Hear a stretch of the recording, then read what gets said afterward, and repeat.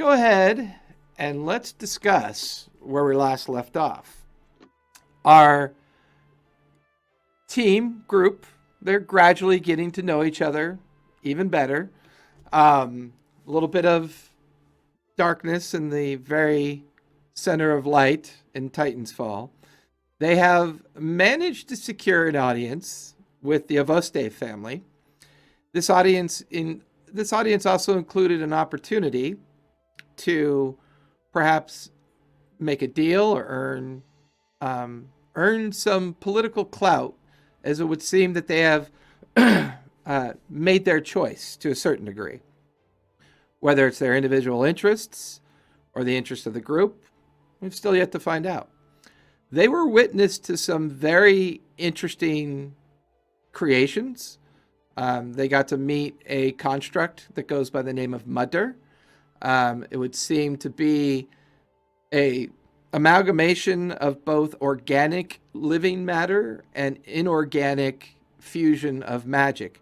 They also got to see the water harvesting well, where the family extrapolates both its wealth in water value as well as its creation of the magic designed to keep them wealthy.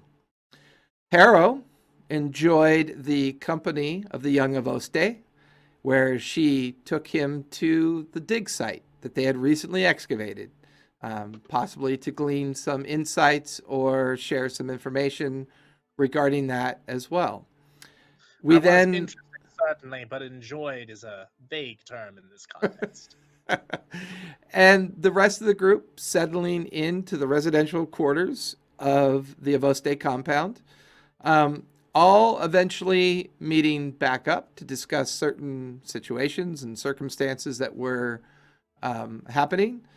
Grayson was involved in a ceremonial first date with Rakem, a Goliath of the Skull Clan, which she did a pretty good job of beating him pretty well. Well, it might have been mutual in the outcome of that fight.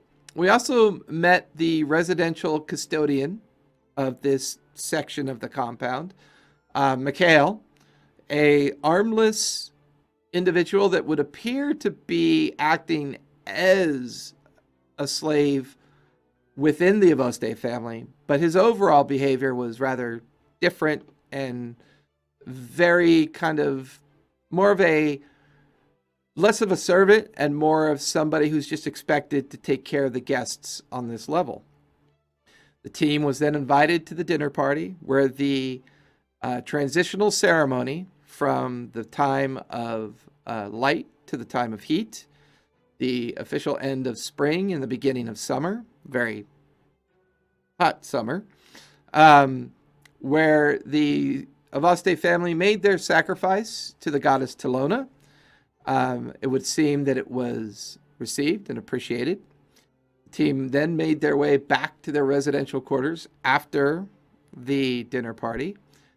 Once back in their residential quarters, Grayson felt the need to capture a spider. Dara and Harrow left with Grayson to go aid in this endeavor, while Somni, curious about the changing personality and mood of his party, inadvertently makes a unique discovery. The red-hot, fiery hate of his detect good or evil spell coming from what would appear to be the mild, very docile Mikhail, a seething hate that nearly made Somni recoil from the feeling of it, the intensity of it. And that is where we last left off. What would you guys like to do? I believe you missed a very important part of the recap. I know you're shaking your head. I have a friend. His name is Joseph, and he's a shadow boy, and I love him. Yes, he was there to help with Spider for about an hour. Yes, but he has a name. That's fair enough. That's fair enough. So, Dara and Grayson and Haro, give me perception checks, please, if you would. This is the part where I run away to get my dice. I'm so sorry. Sacrilege. Sacrilege. 7. I Dara? roll a 7. 17. 17. Nice. And we'll wait for Grayson to come back with her. That's right. We forgot. You did it on purpose. Natty 20. Natty 20. Interesting. So I'll say Dara and Grayson, Start.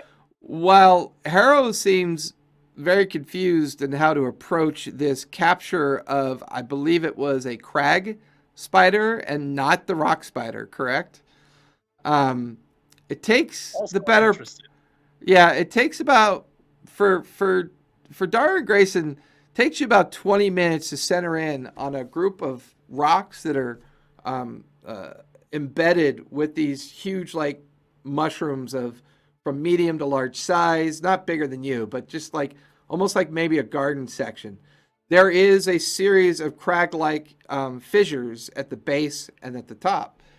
The two of you do actually see perched underneath one of the toadstool caps, the mushroom caps, hanging from a very thin, silken style of thread, the rather bulbous form of what looks like a crag spider that is currently wrapping up something in a web, potentially to feed on it. It doesn't seem to notice you at all. It seems very intent on what it's doing with its prey that it's recently just captured.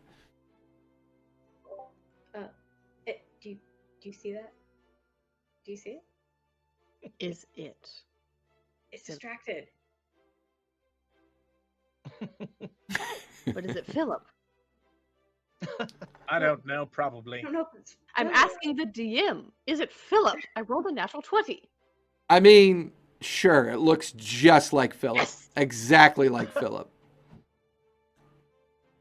Yeah, it's definitely Philip.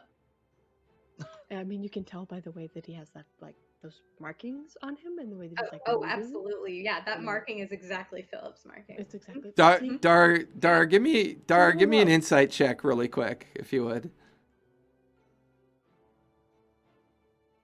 Because it is Philip. Philip is angry. 13. 13. As far as you're concerned, they all look alike. I mean, it's a spider. It might as well be Philip. Definitely Philip. So how would you two like to go about trying to capture this crag spider? How are we going to capture Do I Philip see in a second? Roscoe anywhere? Yes. Am I going to keep naming things and you're going to have to start remembering what I'm naming? Yeah. Dara wants to just come up to it from behind and just try to catch it. Wait. Okay. Just like that. here- Okay, here's give my plan. me Here's my plan. Wait, give me no. But not squish it. no. Not Dar, squish it. Dara walks right by you, and she's, Dara's reaching up underneath, about to grab it. Go ahead and give me a acrobatics check, please. Oh, okay. That's a 19 on the die, so that's cool. Okay, you. Oh, that's a 25. I'm good at Yeah, acrobatics. you. As you sneak up towards it, now give me a stealth with advantage. So regular, probably. Oh, thank God there's advantage. That's a 2. Okay. That wasn't much better. That is a 12 on the stealth. A 12. Just as you get near it to grab it, its bulbous-like body turns towards you, but too late. You manage to grab onto the silken thread that's hanging, and right underneath its bulbous form, keeping the pincers like pincing away. You could see the venom kind of like shooting out of its pincer-like insect, and it's just clacking. Now the legs are kind of squirming. I mean, you've got your hand on it. You seem to have got it. And what do you want to do with it? You never want to hear good I'm just creatures. gonna hold it out towards Grayson. Here. I got it for you. I turned to Joseph. Clap for the woman, Joseph. Oh my god. Oh, Shannon. Very good, very good. Thank you, Joseph. See, I was gonna go find Roscoe, kill Roscoe, feed it to my friend here, Philip. But you just grabbed him, so that's cool, I guess. Can Oh, I see him? I thought you wanted him. Did I I do something do. wrong? Give. Did I do something wrong? Nope. Oh, Thanks, okay. Joseph. I instruct my shadow spawn to do exactly what this person wants. I take the Philip. Okay. Give me sleight of hand. Let's make sure you don't lose control of it. Oh, immediately I'm gonna roll a 1. I can feel it. It's another natural 20 on the same dice. Good lord. Let's save those for investigation. I know, my sleight of hand is only a 2, so I'll take it. You easily exchange control from Dara, and you now have it in your hands. It's pretty large. I mean, it's taking it from Dara's large hands to your more diminutive hands. It's quite large compared to, what you would normally think is a normal household spider. Its mandibles are kind of like clacking away and making a noise as they clack. The venom is like dripping out. It's 16 little obelisk eyes kind of like gleaming as it stares at you. And there's like a kind of behind you. The three of you notice that Rockham is standing there. Where's Sockham and robots? Yep. And Rockham is like, what are you doing with that? You know those are poisonous, right? You know that. This I'm one is a pet ignoring now. him and sitting down and holding Philip and making clacking noises back at him. What? You're a strange one. You're so strange. I'm not sure we should be dating, but anyways, you watch. Dating. You, Excuse me? you watch as he reaches down underneath a stone kind of like bench, and he pulls out. Well, I use these to trap the ones that get in my room. You're more than welcome to use this cage if you'd like. Okay, yeah, thanks. He sets like I'll a just drop small them off. cage in front of you. I mean, the kids normally, from the kids that I've seen around here, they normally capture the shale spiders. They're a little bit more docile and diminutive. The crag spiders tend to be a little bit more aggressive and poisonous, and we don't usually let those live. But Exactly. Look at this magnificent. he just goes, beast. oh Jesus, that thing's up fucking name is ugly. I don't. Philip. He reaches out and grabs one of its little legs and goes, "Pleased to meet you, Philip. Now get the fuck out of my Exactly. face." Oh, okay. So here's the thing: is like I wanted a friend, but also all of my human and human adjacent friends don't want me to have a useless thing like a skeleton. Rest in peace, Thomas. So I wanted Philip because he has combat abilities. Isn't that right, Philip? Just Oh, poured one out for Thomas. Just Okay. smile Yes. at them. It's fine. We you Yeah. watch as Rockham is looking at all three of you like the loony bin just let out their prize pupils, and just shakes his head and he goes, "Well, curfew's in about an hour. You may want to head indoors soon. Good luck tomorrow." And also God, there were 5 of us. There's also currently a horrifying shadow monster and a large spider. Thank you. Okay. And he just kind of stares at all of you awkwardly as he starts walking away, shaking his bald, tattooed head and making his way towards his residence. Somni, Yes. with all this activity going on outside, you are the only one in the residential quarters. Your magical effect of detection of good versus evil, reading off a more cool, neutral feeling towards your 3 friends that had left. And the only person in here right now is Mikhail, as he is doing his best to command the invisible servant to prep the beds, prep the chamber, and replace towels and robes and put small trays of different kind of varietal snacks on the end of the tables near each of the beds, just doing that kind of typical custodial activity of preparing the residential area. But the seething emanation of that hot red indicator just permeating from his physical existence as you stand there. Standing, casually moving to the door entrance. And there's only one entrance exit to this room, correct? Correct.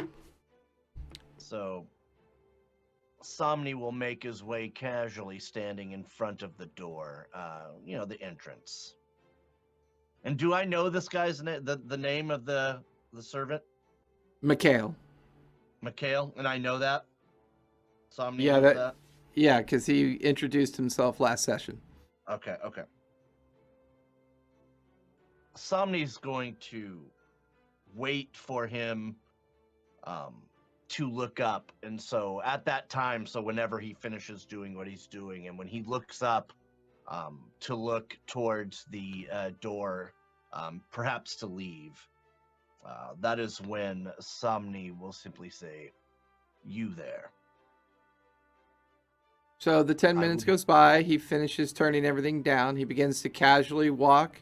He sends the invisible servant in front of him, and it dissipates out the door by you. Mikhail is just now traversing right by where you're standing at this point. I won't let him leave. So if No, he tries to, I'm sorry. Is there something else you need, Somni? Something I can get for you? there is indeed. I would have words with you. Oh, well, okay. I'm here to serve, here to cater. What can I do for you? I've noticed and have perceived that you are not everything you seem to be. He just tilts his head awkwardly at you. I would know why you are perpetrating a lie in terms of certain aspects of your personality and things around here.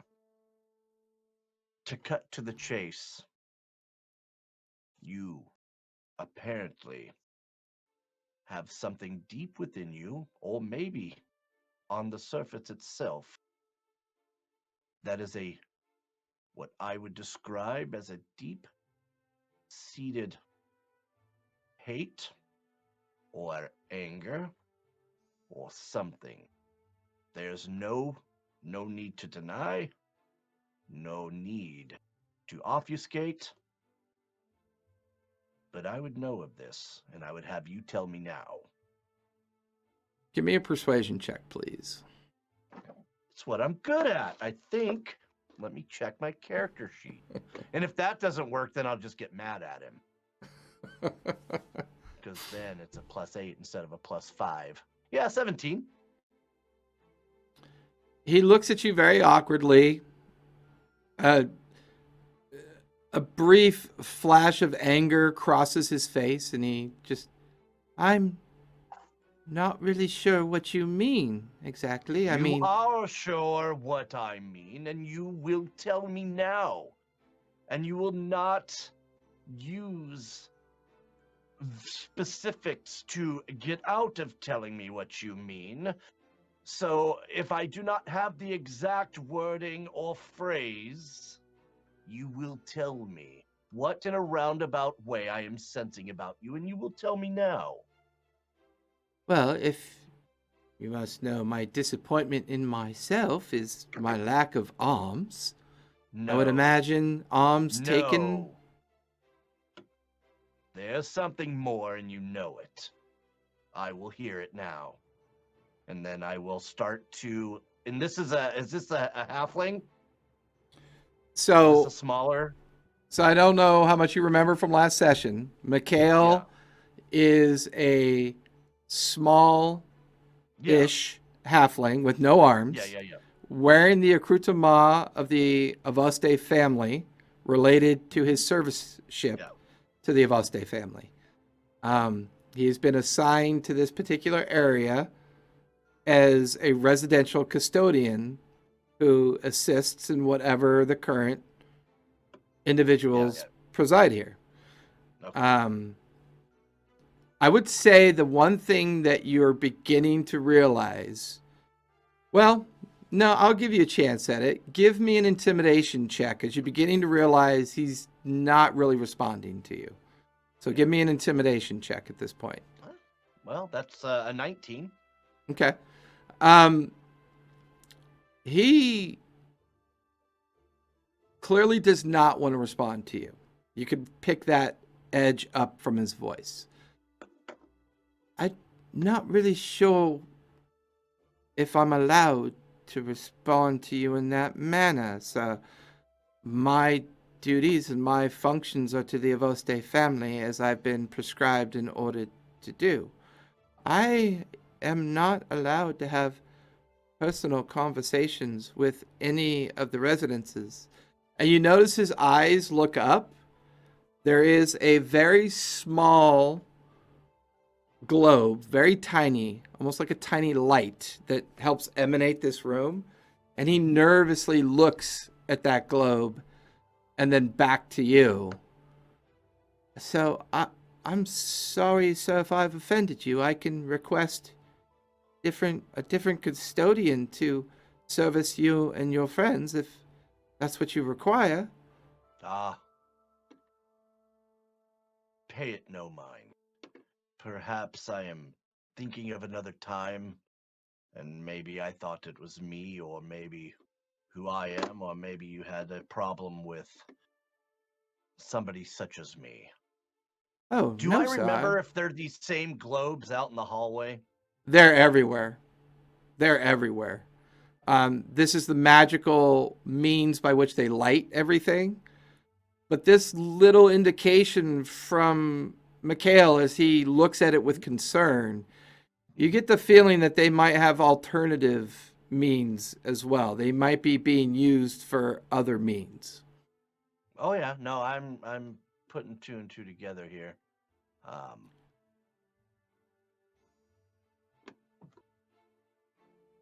Perhaps another time.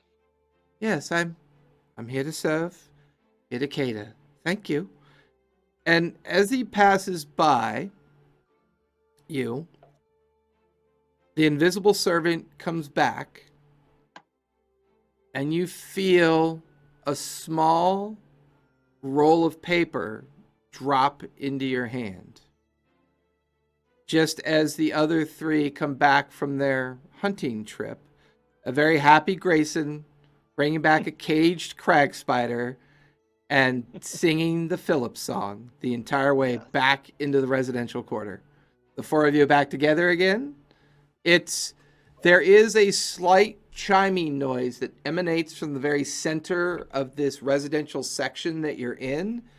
And all of you weren't necessarily told specifically, but you begin to watch as all the interior lights begin to dim, almost as if this is that indicator that they're trying to stay in step with what the above activity is. And it would appear that the late evening hour is approaching and the lights are dimming. And the usual expectation is under curfew, you're pretty much expected to stay in the residential quarters during the late night hours.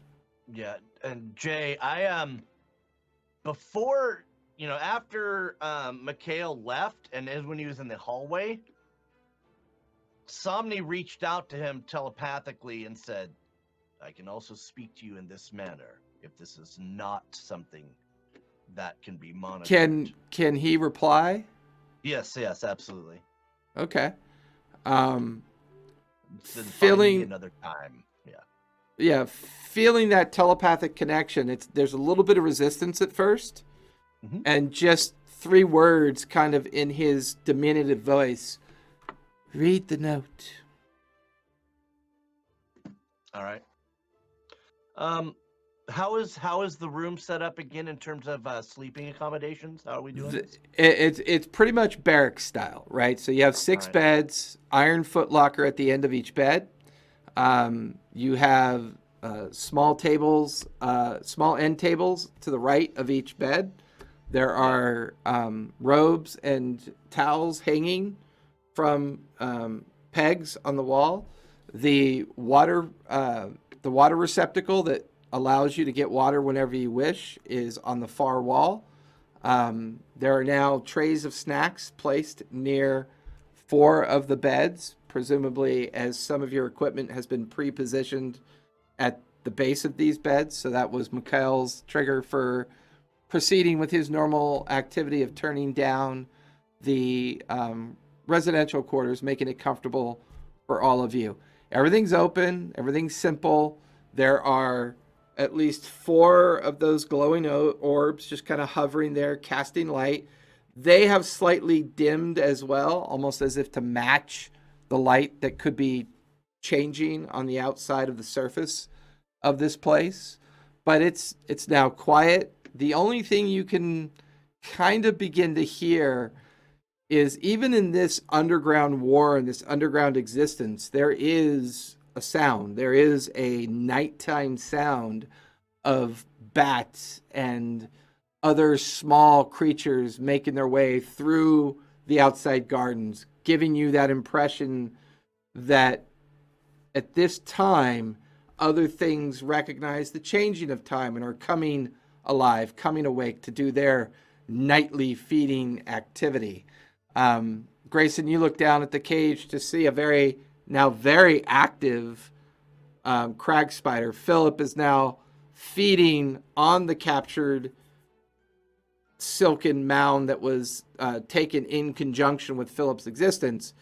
And there's this almost like piercing and then this heavy kind of slurping noise that kind of goes on for the better part of 2 or 3 minutes as all of you are now in the residential quarters. What would you like to do? Harrow, in your mind, you hear the voice of Somni say to you, "The globes are scrying devices. They can hear you or see you. I'm not sure which, either or both, but our conversations are now, at least from what I understand, can be heard, and we can be seen by our hosts here." And these are, so when I talk to you, when somebody speaks to Haro, you can talk back and forth like it's a regular conversation with this. I think I am going to look at Somni physically and say out loud, "You know, I'm really starting to like our hosts. They seem wonderful." They have been very kind. Indeed.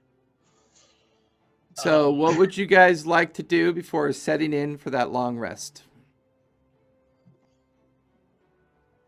I think that I will, as always, before bed, spend at least 15 minutes, like, going over my list of incantations and stuff, and just, like, practicing the verbiage and hand signals and such.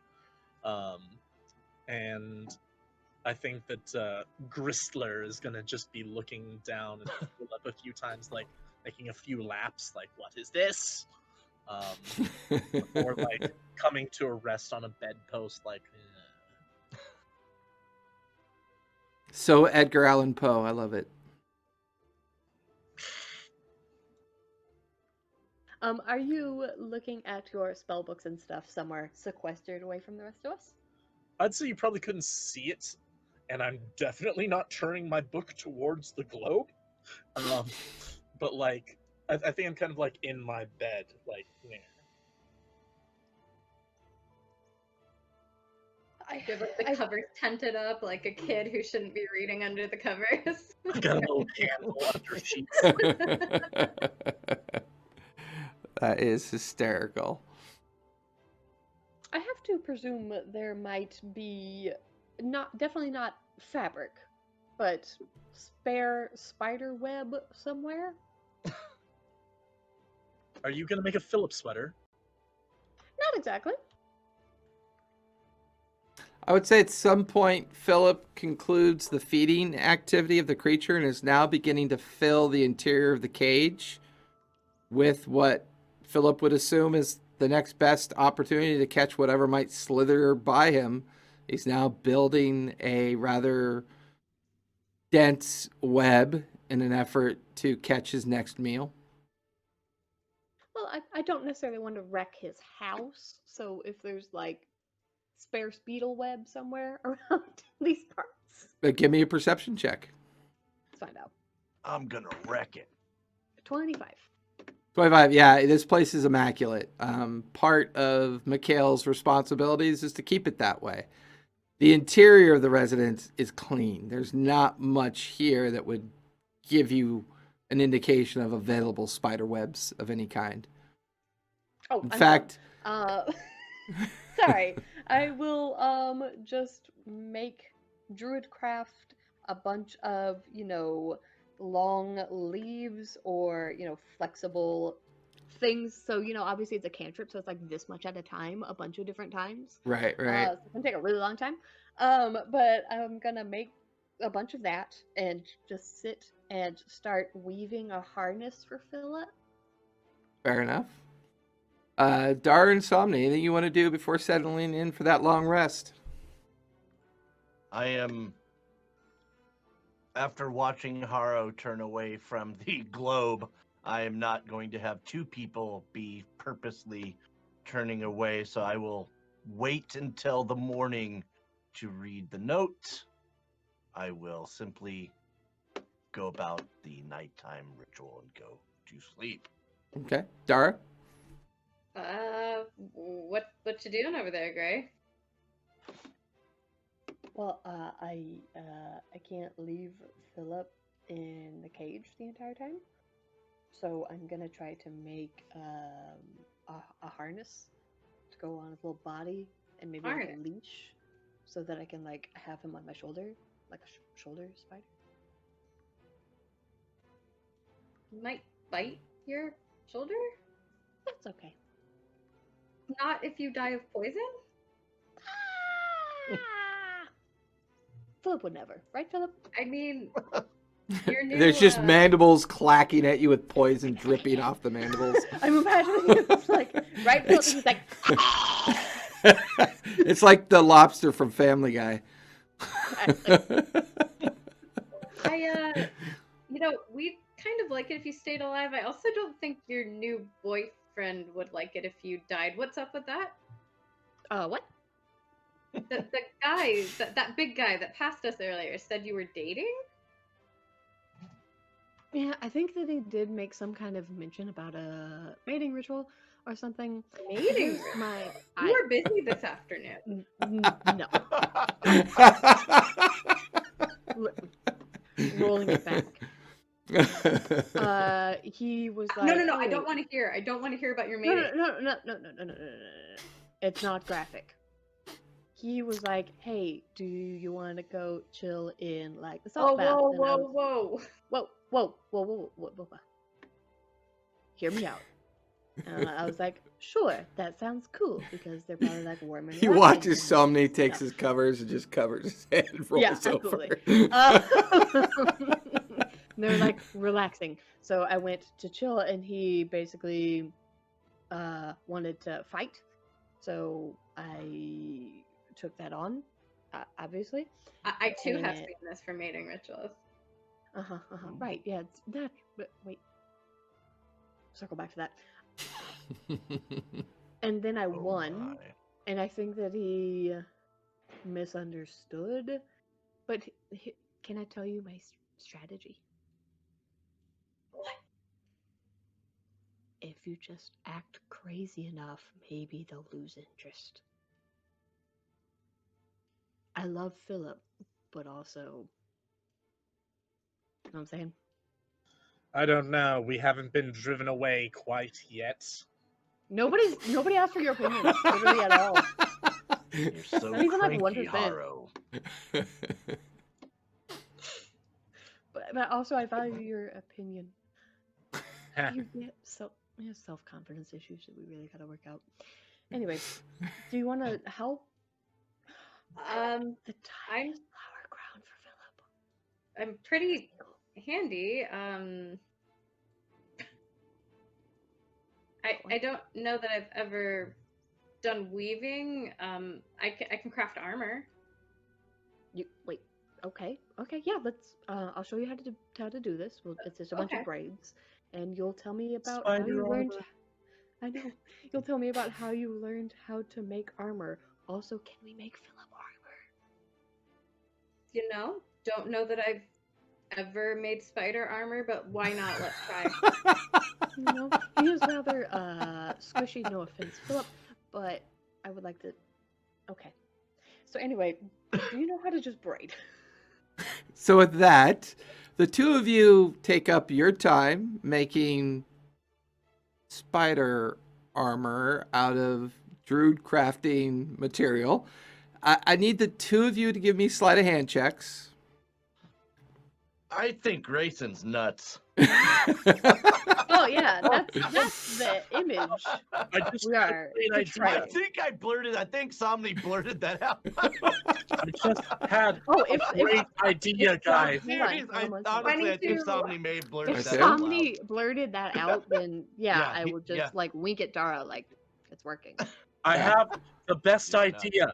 Philip needs a red and blue outfit that looks kind of like a human, and then he becomes man spider. And they'll have all sorts of human-based abilities, and we need to get radioactive and fight him a little bit.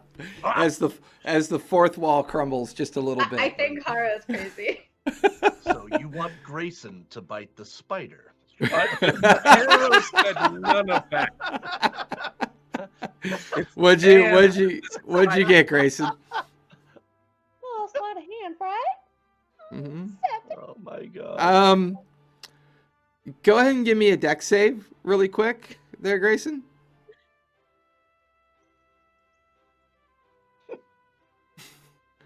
Oh man, if you have to be unconscious for 3 days. I will personally go over to Jason's house and murder him right now. 19. What'd you get? Oh, it's a 20 on 19. DC. Okay. Dara does a pretty good job of making this little almost like shield of the druid craft. She's quite nimble with her fingers, and she fabricates it in such a way that there's a little bit of like a thin thing of harness, and you're like, this is amazing. You take it from Dara and you begin to size up Philip with it. You kind of get it close, and unfortunately you kind of startle him, and the spider turns and like bites your hand for 4 points of piercing damage, no poison damage. You pull your hand away just as you watch a whole a spray of like necrotic poisonous fluid spray out of his mouth, attempting to get it into the wound of your hand. And you're like kind of looking at him, and you don't get the impression that he's appreciative at all of the cool shield that Dara No, made. Philip. No. We gotta give him some time to warm up to the idea. I figured we could just make it now, and eventually he'll warm up to us, and we'll put Philip in the harness. you know? Yeah, he's had a big day. We should probably let him rest. Yes, in all of my great histories that I have read upon spider domestication, that is how it always starts. Is it? Tell me more. No. Make all this cool stuff. Harold Make just all goes, this cool stuff, no. And 7 hit points later, he's gonna be dead. Yes, please. No, please. Human-splain me about the relationship we have with spiders as the drow in the party. Human-splain. Go on. Oh, here we go. So all of can't you Cast drift silence, off. boy. Yeah. All of you drift off to a long rest. Some of you dreaming of little spider booty feet on each individual leg. Oh my god. Some of you fall asleep with the idea of all these new individuals that you've met, this bizarre sense of being in someone else's front yard, but not quite being let into the house sort of feeling, as that kind of plays on your emotions and feelings. Somni thinking a bit about just how precarious this place could potentially be. However, Harrow, give me a charisma save, please. Or Alright. die. Let's see. What is You that? immediately die. Roll another character. Oh, well, hey. +1. Okay. 12. 12. There is a point in your sleep that you become quite fitful. You're tossing and turning. You can feel it.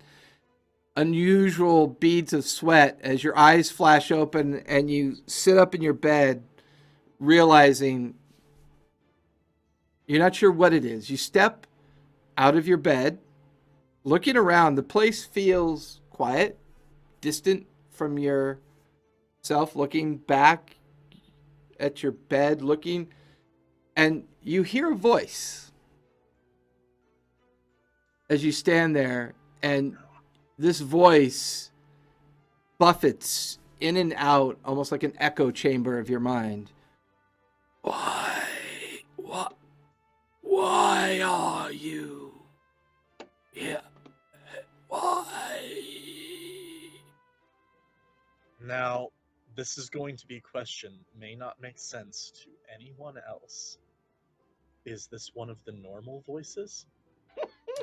This is a new voice. This is a voice you have not heard before. Personality This- number 14. This voice feels ancient. It feels like it's in pain. And its question is one of inquisitiveness and not malice. But the very act of it speaking to you draws you towards the doorway as if you could hear it better. But remembering the curfew, you stand there. Why do they dig?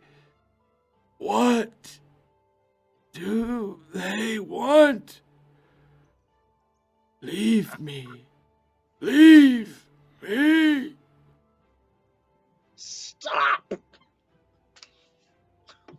All three of you wake up to Harrow yelling, "Stop." He's standing in the doorway. The voice fades out of your head, Harrow, as Grayson, Somni, and Dara, you're kind of sleepy-eyed. You lean up, looking to see Harrow in the doorway, grabbing on to his head like something had hurt or something had happened. Yeah, if Dara startled awake, she would have jumped up and like gone to reach for her weapon, and then realized, okay, that's just Haro. Does Dara sleep naked?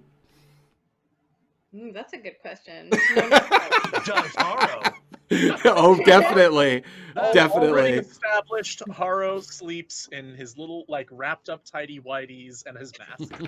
Has a little like shift type thing going on. He's like the Ally McBeal baby with the mask. Yeah. Like a big, weird, pointy bird mask. Guys, this is a very important moment that we're gonna jump back into, but since we already broke it, guys, spider chunklas. Yeah. Anyway, carry on. Okay, yes, no, I'm freaking out. I'm like standing there. Is there danger? Is there danger? What's happening? Is there danger, Will Robinson? Danger, danger. Why don't you ask Grayson and her spider sense and their spider sense?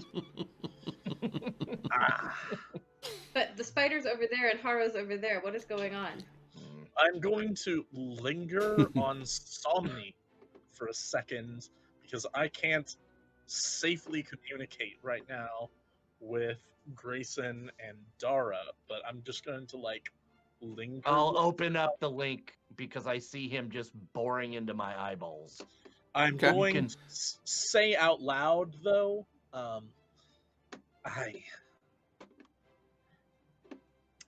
ever since a particular night, I get night terrors. I see things that aren't there. In case there happens to be something that what ferrets out when I lie, this corpse and everything, because that is the truth. And in my mind, as I get back to bed, I am saying in my brain, there's something conscious in the pit. Or at least it seemed to be. I shouldn't make too many assumptions. I shouldn't get ahead of myself. But something in my mind, and I don't think it was you, was screaming at me, why are they digging and telling us to go?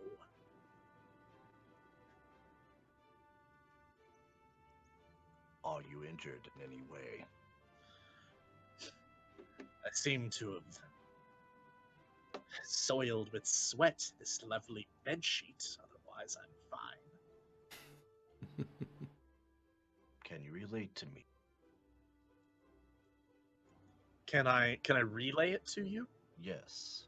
Yeah, I mean, I'll just give him as much as I can remember of it being like, why do they do? Ah, leave. Jason, can I make heads or tails and try to put 2 and 2 together with some roll to see if basically determining whether this was an episode or if Haro really believes this was some other, like, kind of doing psychotherapy on him right now. Basically. Give me an insight check. All right. 19.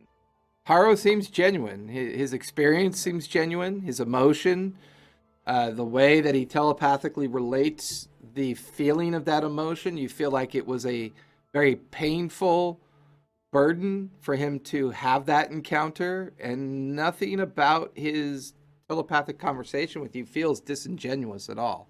So there was an interloper in his mind, but you suspect there might be other interlopers in there as well. There's a bit of it's a crowded room. You get the feeling that it's a crowded room in there. Haro, at any time you wish to speak with me this way, raise your left hand to your temple and scratch your head, and I will know that is a sign you wish to communicate. Understood. And with that, you guys managed to fall back asleep. Not quite the wait, Grayson, yes, before falling back asleep. Do you want to change Philip's diaper? Okay. Philip is a grown man that doesn't need a diaper. Well, all right. as Somni reminds us, the average age of someone in a diaper is over the age of 40. Just about 40, 43 years old. This is true. So Philip is a grown man in between the two ages in which one would normally wear a diaper. Better? Nailed it. Sure. Anyway. We'll make that assumption. Nailed it. So what is the floor like in here in our rooms? There's a reason for this. Yeah, I mean, this space is carved out of the natural existence of the Warren. So the residential chamber itself is the leftover carvings of the sheer rock that used to be here. The floor itself is granite, very much a granite surface. The walls are just an extension of what was left over from the creation of this space. Like normal organic material that is utilized over and over again within a limited amount of space and resource, this entire warren at some point was probably filled in. And over a long period of time, it was excavated, created as part of a ever-growing up and down layer of the Avoste compound. Perhaps maybe this is how they stumbled across that excavation site, building a whole new set of warrens in order to accomplish those tasks and goals. Shannon, you always scare me when you ask questions like this. That's what I'm here for, baby. Is Gristler around? Yeah. I believe Gristler should always be around, right? Yeah. Oh yeah, but I mean, is he taking a nap right now? Because if not, I have a question to ask Gristler. Was this within a few minutes of me being like, This is probably within after you've gone to sleep, shortly. Okay. I think he's probably like in and out, either like hopping up on my chest or like sitting on a post of the bed like looking. Yeah, down so at the you would describe Gristler as very much on Overwatch at this point, kind of recognizing the mood of his master and behaving accordingly at this point. Okay. I will ask Grizzler if he could. Can you come here for a second?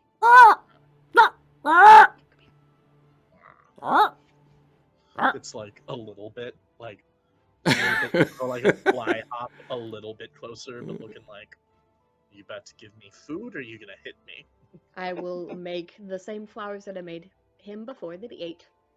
He flies over to try and snatch them out of your hand before they go away. I will talk to him because I know that he's somewhat intelligent.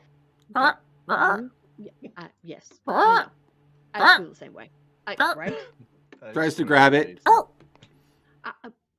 You can have this one, and you can eat this one. And you watch as he looks over at the spider. It starts. No, that's Yes. Philip. Don't you Yes. You can have this one, and there's infinite amounts of this. I can just make it all day, every day. Okay? But I'm gonna make some more, and you're not gonna eat those. You're just gonna go give them to Harrow, okay? I don't know how well he's going to follow through on your mission. Probably not, but yeah, I'm trying. I think So, that do you give him the flowers? Okay, so I will give him the stuff that he can eat, but I will also make lilac, jasmine, and spider plant, as those are all things that help one sleep. Okay. He takes both flowers from you. He flies back over, lands on Harrow's bedpost, begins to eat the one that you gave him, and eats that one, looks at you, looks at the others, looks at you, and eats that one too. Starts eating the other ones that you gave him.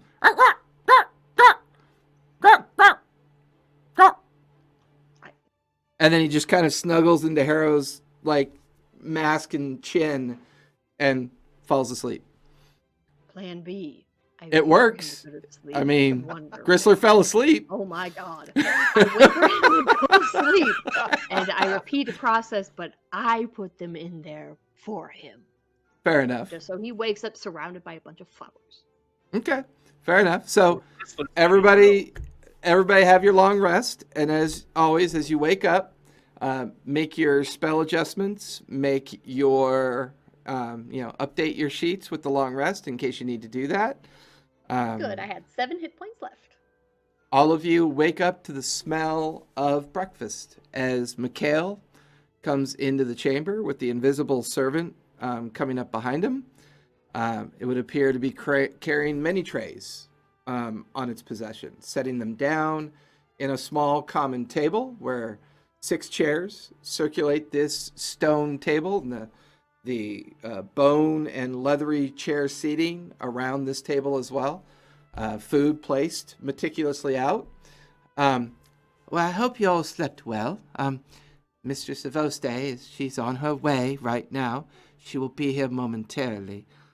As always, if there's anything you need, merely reach out to me and let me know. There's a very slight eye glance in your direction, Somni, as Mikhail leaves with the invisible stalker.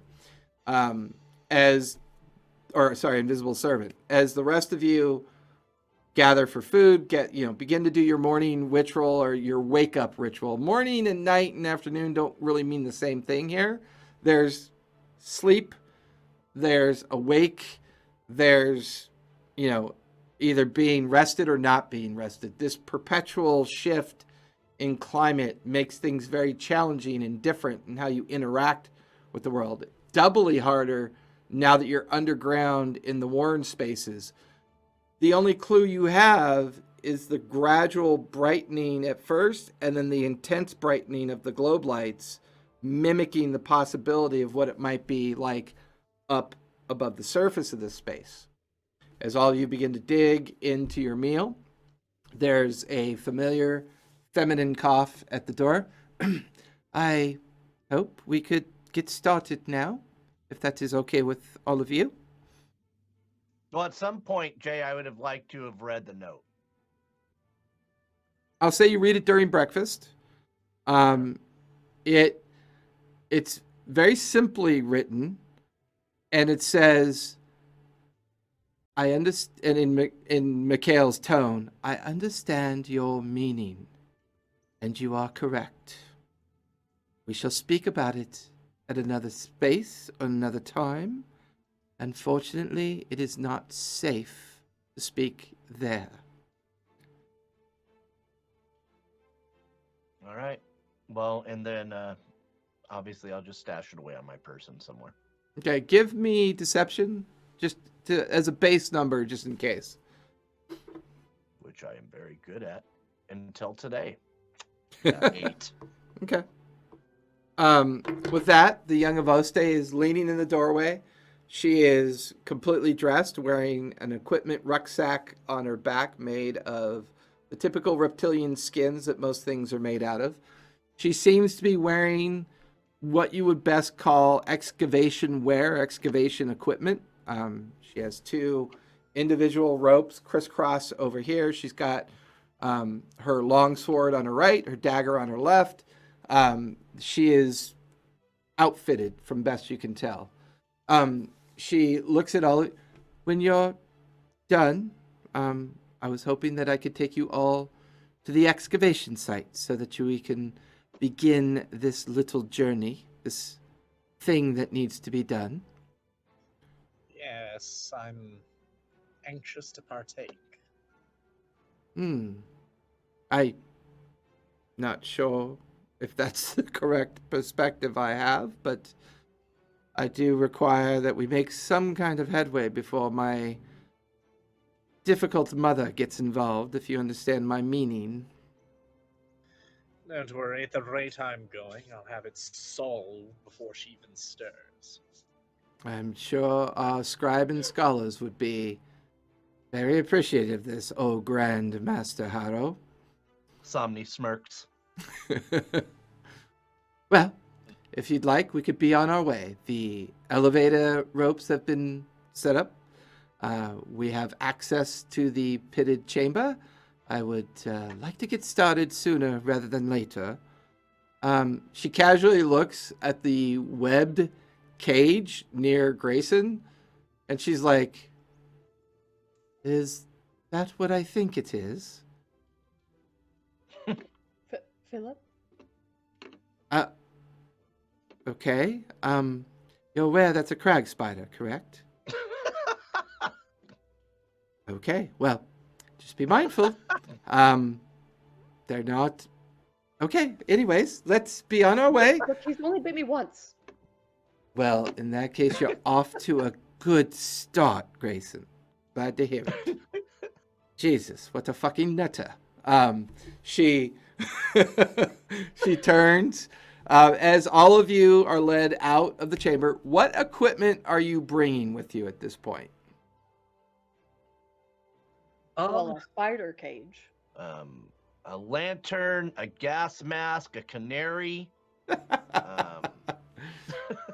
Or you could just say the equipment I have on me. Either one will do.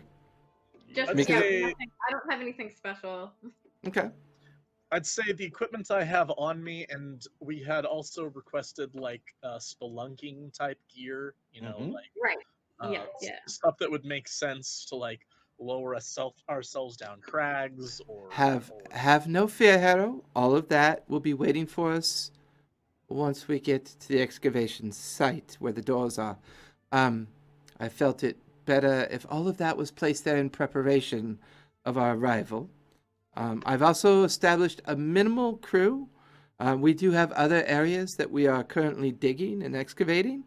We should have the necessary privacy required, although one of the elder scribes will be joining us for note-taking and making sure to keep track of any new information that we find about the door. one of those lovely goblin gentlemen. Oh no, it's going to be one of my uncles this time. As soon as I'm finished, I'm prepared. As I Okay. shuffle the last bits of whatever I'm eating into my mouth. So no escort from Mutter this time. Everything is pretty much the five of you gradually making your way down to, for some of you, the first time seeing this. It looks to be a rather large, almost like void-like warren with daises on the edges of the upper wall, the upper ceiling, the lower wall. You can see cloistered individuals studying, working with writing material, reading material in various degrees. And then, Harrow, you recognize the familiar ledge where the two of you had kind of leapt off of, kind of creating that free fall experience. In this particular case, there seems to be a very large metal cage with wire-like spindles on the top of it, with wire going across one way and going across the other way. It seems to head off into the direction and then connect to something else that's going to take it down. The five of you stepping onto this platform, you feel it kind of break free of the edge of the cliff, brings you over. For the four of you looking down, I mean, it looks like it's just a vastness that just goes on forever. A swirling dark of humidity mixed with wind and the smells and sounds of an area that's very much newly featured or newly discovered. After a while, you feel the platform lock into place. You watch as a small individual comes crawling out of a very small cage, comes over to the center, and you hear a clicking noise like something's being attached, and then you watch it crawl back into the cage. The cage frees itself from whatever it was connected to and is now gradually lowering into the darkened space. You then watch as the Avoste, the young Avoste, goes like this, and orbs begin to rotate around the cage as you drop deeper and deeper and deeper. You feel it lock after about 300 feet down into this depth. It locks against the platform. A series of stairs leading down into a carved out, excavated warren. You can see hanging on either side of this opening many different individuals in different manners of work attire, picks, axes, and the steady thrum of mining activity, stone falling away. You watch as an ore car comes being pushed up to the edge on the other side of the elevator. It dips over, and you watch as a large amount of ore, like rock, just pours out of it, and it clatters down into this empty space that goes down even further below. She opens up the gate. Never mind the busy work. They have their things to do. We have ours. She begins to lead you down. For you, Harrow, a familiar set of stairs that curve, lead down into this chamber. To make it a little bit easier, as you enter this chamber, you can see that it's a mostly carved out space. A 15-foot breadth of two door panels that rise about 10, 20 feet up into the crumbling excavation of the wall. You can see two significant braziers have been lit to give this space the light that you need. Harrow, you see the familiar 4-panel figures of the door. The first figure reaching up for the sun. The second figure gathering the bounty of the world. The third figure in combat, in climax with another figure. And then the fourth panel, the description of death, the skull, the incantation, and the origination of death. These 4 panels are about 3 feet wide, 5 feet tall. They seem to be uniformed in shape, similar from what you remember seeing it. There is a very thin, gaunt, familiar-looking gentleman leaning up against the rock, taking very copious notes with his quill, his vellum sheet laid out on a very large stone tablet. looking at all 5 of you as you step into the space. Ah, nice. It is so good that you finally arrived. I see you have brought new hirelings that are going to finally get these doors open. Yes, Uncle Matthew, they are here for that purpose. Grayson Somni Dar Hado, if I may introduce my uncle, Uncle Matthew. He is one of our more elder scribes that manages the information that we gather when we find things like this. So pay him no mind. He's grumpy and cranky, but he is tolerable and capable at the same time. So I leave it to the 4 of you to try to figure out, how do we get into this place? And she looks expectantly at the 4 of you at this point. All right. And I'm going to bust out like my notes that I'd made yesterday, pointing like, if you see here, like this is not the representation of blah blah blah blah blah, and give like a very academic reiteration of all of the things that we talked about relating to like how old is this in relation to the fall? We don't know. And I'll say, give me a quick history check, because you're going to reach into your current pantheon of understanding of imagery and art and understanding to see if you could start putting this together. Well, I got an okay roll, so a 20.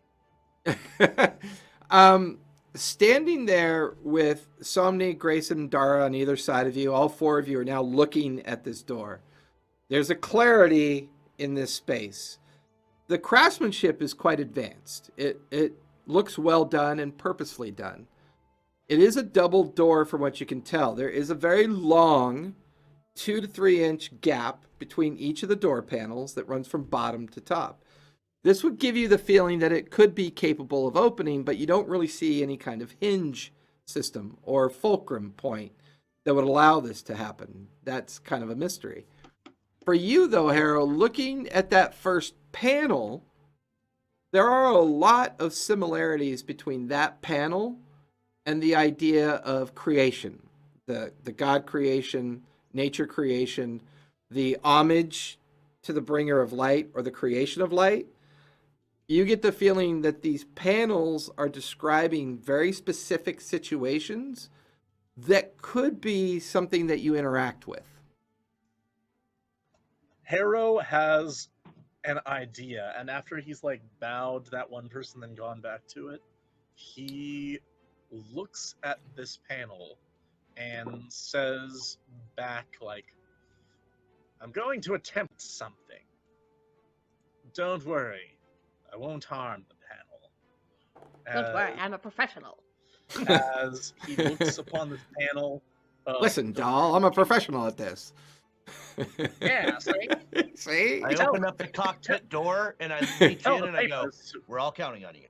Tell all the papers. All right, I am going to look at this panel about this bringer and creator of light, and I am going to use my cantrip to create a firebolt and present it to the thing. Okay. As you form this and begin to present it in such a way as to like pay homage and it's in your hand, nothing happens. Does this material look like it is something that would suffer at the hands of fire? It's stone. It's basically Stone. a stone engraving at this Oh, point. no. Or Alright, if I can or a stone. pull up- I would describe it as a stone relief, like something that's been carved into the stone panel section of this door.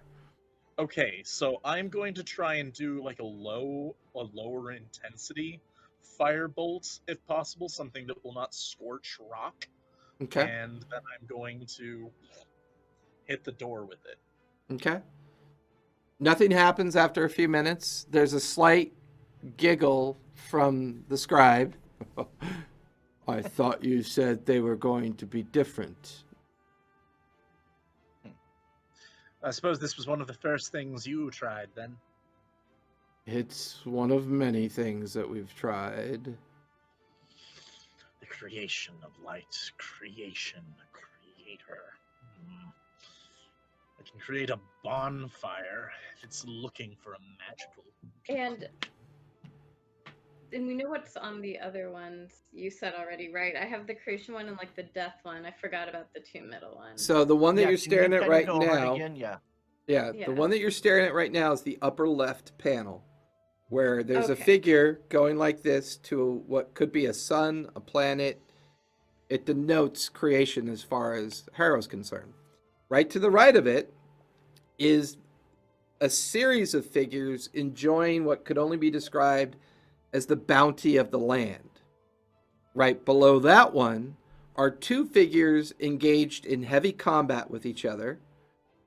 And then right to the left of that one is the fourth and final panel, the donation of death, destruction, decay, the skull-like symbol emblazoned with the relief of, I believe it was the two inverted weapons behind its skull, kind of invoking the idea of death or the finality of something.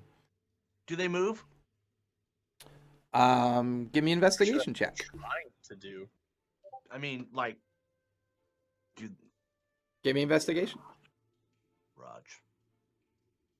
That is a 4. It was on 18, and then it went like this.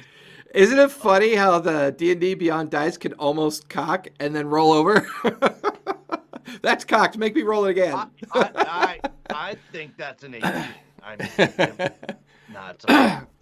Reaching to the different panels, looking for something to move. It doesn't appear anything moves from what you can tell. Does So- anybody have like a sharp object? I have rapiers. Well, you're surrounded by buckets, or not Yeah, buckets, there's gotta but be. stone barrels and piles of these iron pickaxes and these iron shovels and pitons or pitons or whatever they're called. There's pitons. Who knows? Yeah. How do you say that word, Jason? It's supposed to be pitons, but I thought it was pronounced a different way, so I was stumbling with it. No, You like look around at a bunch of nefarious. pythons. But As Harrow there's a lot. extends- Yeah, there's a lot of equipment that's either here from being left over from the excavation or purposely brought here to assist you in anything that you might be doing. As Harrow looks into his pack, looking to see if he can secure a knife or something along those lines for Gray, he pulls out his hand and it's just filled with flowers. Did anybody cast detect magic on this thing? What's Certainly happening? could try. Unfortunately, I have encountered relatively few mages in my own travels. I've never had the cause to learn. Of course, if anyone would be so wise as to open up their own spell books to me, I might be able to remedy that. Oh, I have an idea. Well, I have several ideas. I'm gonna try one, and the worst that happens is it doesn't tell us anything. Cool. Is that Also, truly the worst that maybe happens? have an idea. We will see. This causes Grayson to really go into deep thought. So, I have some ideas too. I mean, I'm not usually good at this kind of stuff. There's 4 doors or panels. There's 4 of us. We have a kind of deathy kind of person. We have, someone who can create light. I have sharp things. I don't know. Maybe we all have to do something at the same time in relation to all 4 panels together. That would I be don't know. very specific, but maybe. Well, which one would even be the warrior of the 4 of us? Both Dara and Somni would qualify. Is I there just any dead stare at Somni. I think you're both fully competent. Did you hear that, everybody? Write it down. This time Dara ever got a compliment from Harrow. Good progress. God. It just maybe it needs it needs 4 different kind of offerings. I don't know. Yes, that was my thought as well. I was hoping to key off the first, though I don't know why I assumed that this is the fourth. Just because the first, just because we read in a certain direction, doesn't mean that they did. You there, scribe. I don't actually have access to this ability, but has anybody tried to create actual light instead of fire directly on it? I'm not really sure I understand what you mean. Fire gives off light. What would the difference be? Because a creator of light isn't necessarily creating fire or another source of it. It's the light itself, or maybe it's symbolic. I don't know. If it's symbolic, I'm the wrong person. You realize the more you talk, the more I have to write. Silent calculations, it is. And he goes back to copying every word that you say.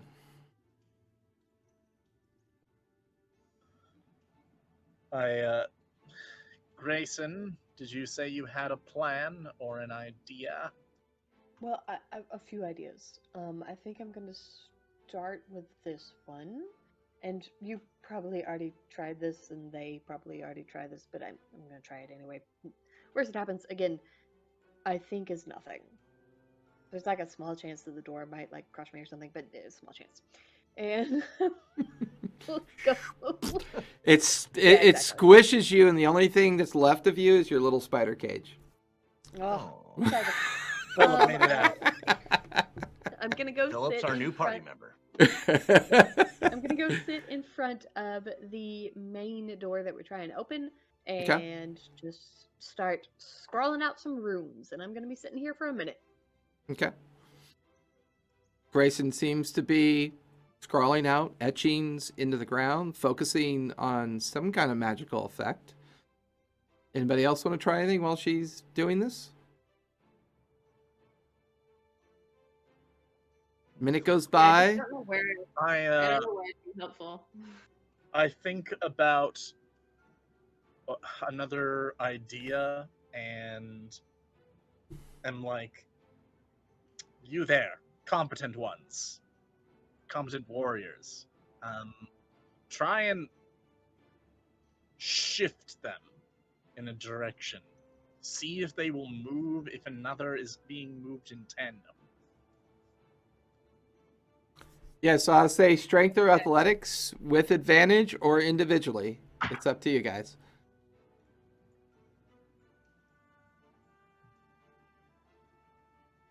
Does Somni do this? Somni defers to Dara. Dara didn't roll real good. Then I Well, do if not Somni's defer to Dara. if Somni's helping you, then you get advantage. Okay. Correct. Yes. Thank God. Oh, thank goodness for that one. Thank Okay. Somni. Thanks, Somni. That will be a dirty 20. Dirty 20. The panel itself doesn't shift. It doesn't seem to be capable of moving through physical means. However, the two of you, as you struggle with the panel to see if it can shift, there are notable grooves behind the two figures in combat. So there's grooves there, but they don't seem to move of your physical ability. And as the two of you kind of stare and try to shift these things, it does look a little suspicious, but they don't move. Do you two make this known? Yeah, we pointed out, like, can you do anything here? Do you see where that's different there? I will go and examine the grooves. How large are they? Give me Creating another fire bolt if I need to. yeah.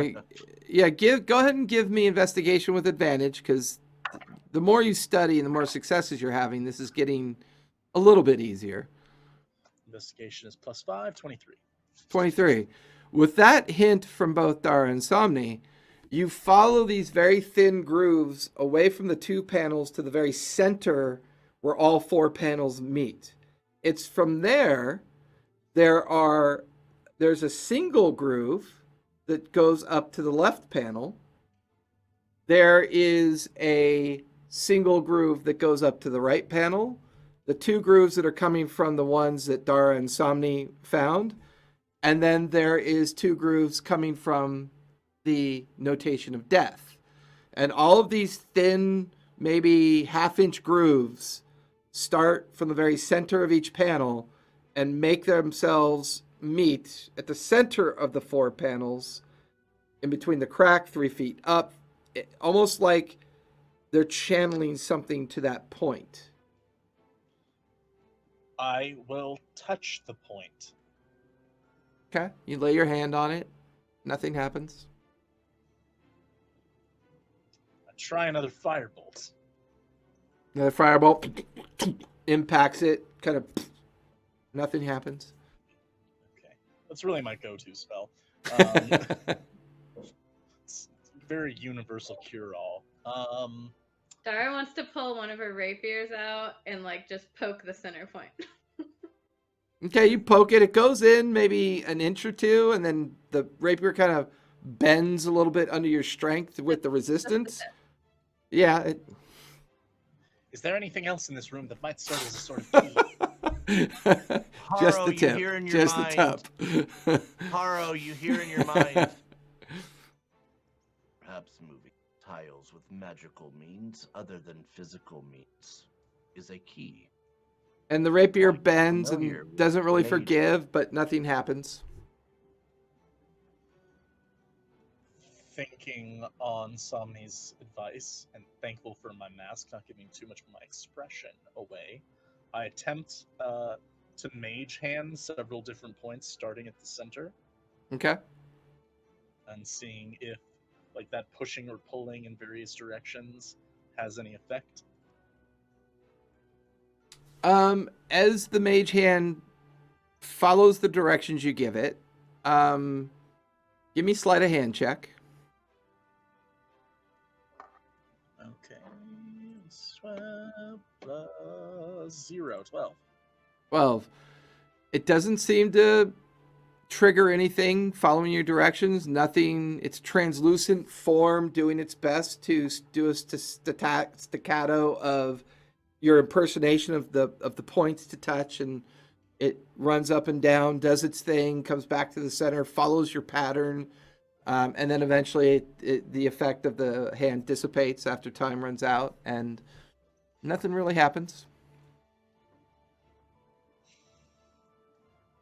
I'm going to let Grayson do their thing. But Okay, Grayson, you complete your runic carvings or in runic scrawlings in the ground. What would you like to do?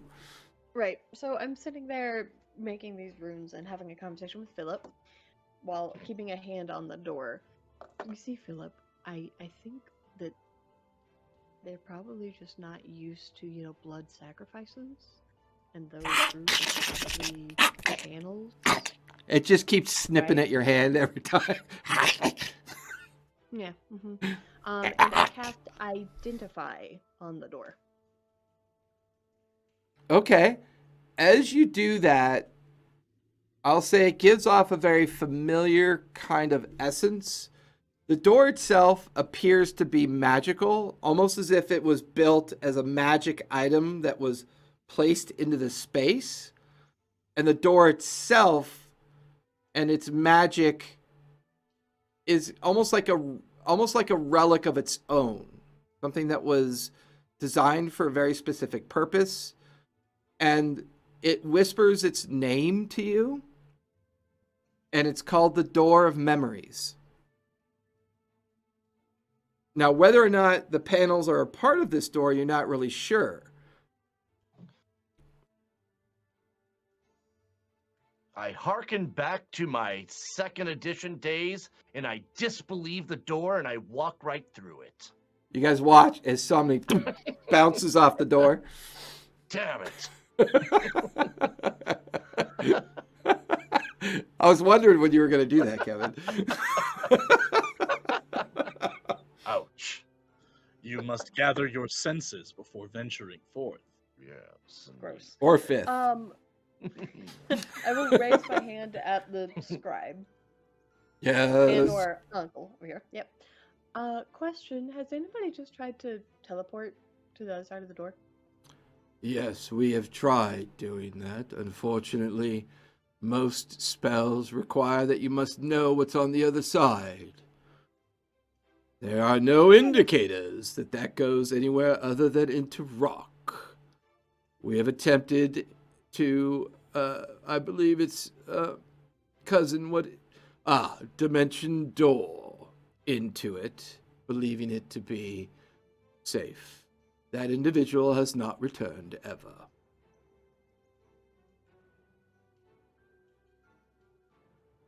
You were telling Philip about blood sacrifices? What?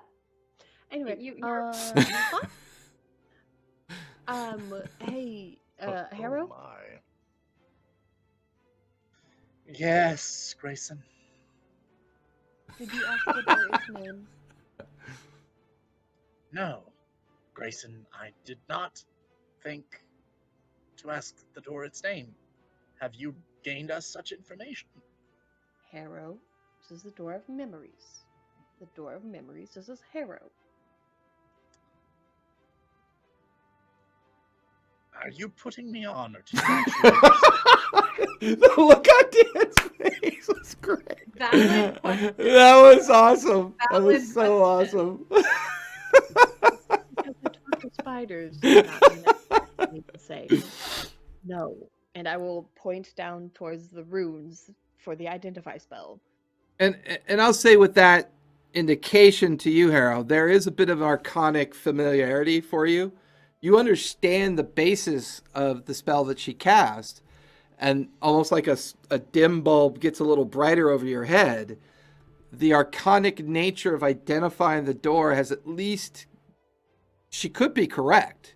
It's not unlike identifying a weapon or a piece of armor or a piece of magical items that are found out in the wastes to determine whether they're sentient, what they are, where they come from. It would have seemed that Grayson's identified this door as some kind of item all on its own, like it exists solely for a purpose, and perhaps these panels are separate of the door but may trigger the purpose of the door. Look, I know. I get it. I get it. But I am very motivated to open this door because the crown that I made you will be magnificent. Yes, good work. Good work.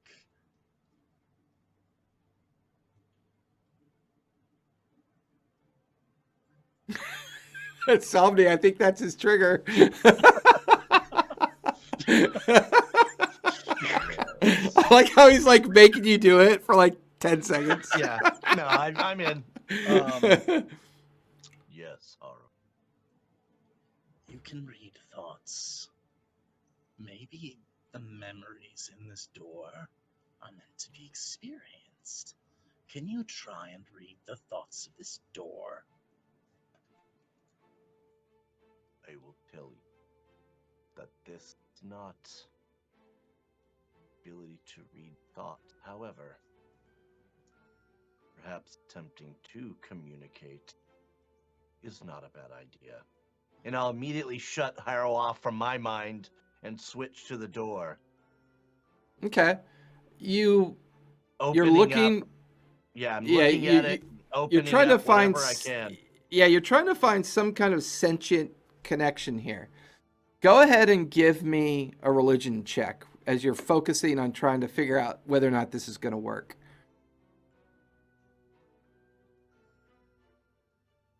Oh, it was on a 19, but then it went to a 3. So 5. That sounds like a 19. Dude, D&D Beyond is punishing you tonight. It hurt so good. Yeah, there's no sentience to this thing. There's no channel or conduit that you can probe and find and release into it.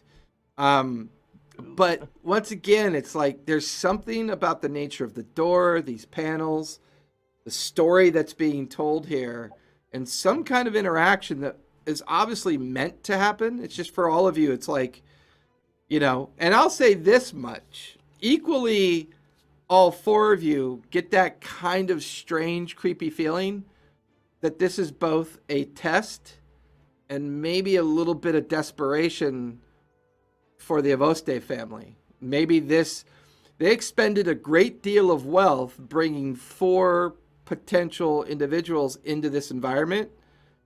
And this is kind of a freebie because the tension in this space is starting to build. At one point, the young Avosti just lets out a sigh that easily triggers all 4 of you. The uncle, see, cousin, I keep telling you, no one knows the old world. If you don't know the old world, there is no getting into this place. This is why it was built this way. Just be glad that Master Braber... And she goes, Uncle Matthew, I will start the conversations from now on. Keep your fucking mouth shut and do your fucking job. And there's tension in her voice. There's frustration. There's something there that you don't know if she's capable of being pressured, but there's something there that's pushing her towards the intensity of this situation. I will channel my inner Haro and just give him a hand Okay. as I go. Walk over to the door and, okay, this is plan step 2. So Step 2, plan XYQ. Yep. I will take off my glove off my left hand. I don't know how perceptive anybody is, but they aren't very near me, so it's fine. I will put my hands on this panel and just take a really deep breath and channel the thoughts and memories of the most important and most insignificant death I've ever experienced and cast Toll the Dead into this panel and try to like Which force those panel are you memories. doing that to? The death. Okay. You guys watch as Grayson, digging deep, begins to channel some kind of necrotic energy into this panel. As she does, both the uncle and the young Avaste take in a big, deep breath as you watch the skull pop out.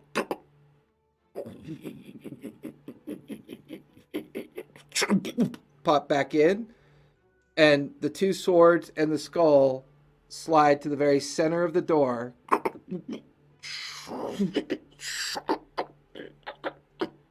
and set into the center of the door of the turn two where around. the two doors meet and all the channels meet, and it sets there just like that. Yes, Grayson, you've done it. Describe to me your thought process. What triggered it? Well, you know that I dabble in the necromancy, so Yes. that was the spell portion of it. But I think, and I could be wrong because obviously we need to repeat some more experiments, but I think part of it is a memory related to what the panel speaks about.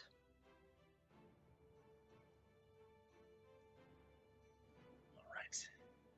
Hmm. All right. You've already taken my most significant one. Dara wants to get her rapiers out and just like attack the crap out of the combat panel while just imagining like her most intense fights she's had to do, just battling for survival. As what all of you watch Dara do that, there's sparks coming off the stone from interacting with her weapons. The 2 figures suddenly move to the center of the panel and begin a puppetry of combat as they follow the dual grooves. They embolden themselves behind the skull where the 2 weapons are, finding their points in the center of the door. The center relief a little bit further out with the skull in front, the 2 warring figures behind it. I will approach the panel of creation and I am going to try and like touch this thing, and as I do so, I will also be calling forth uh, Joseph's cousin, um, the shadow spawn of despair, um, and thinking back upon what in my mind was putting myself back together and creating a new being after the worst moment in my life. As you do that, all of you watch as the singular round fixation on the panel pulses as a light kind of comes out of it, and then you watch as its stone relief spins with the light. It slides down the groove and sets itself up behind the two warring figures, the light flaring and then settling. Somni, would you have the Please. honors? What is this? What is this panel? The last one. What is it? DM? I mean, as storyteller, what am I seeing? It would be described based on Harrow's understanding and Yeah. the common relief of the picture. Yes. It's the idea of the bounty, the idea of life, the gathering of the food, the celebration. The panel depicts bounty.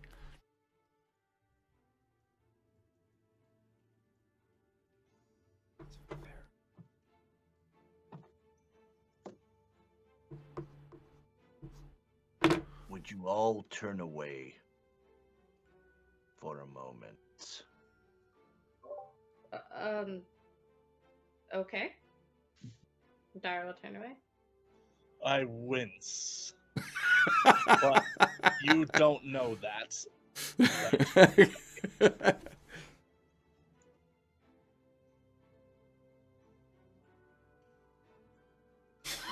I will not attempt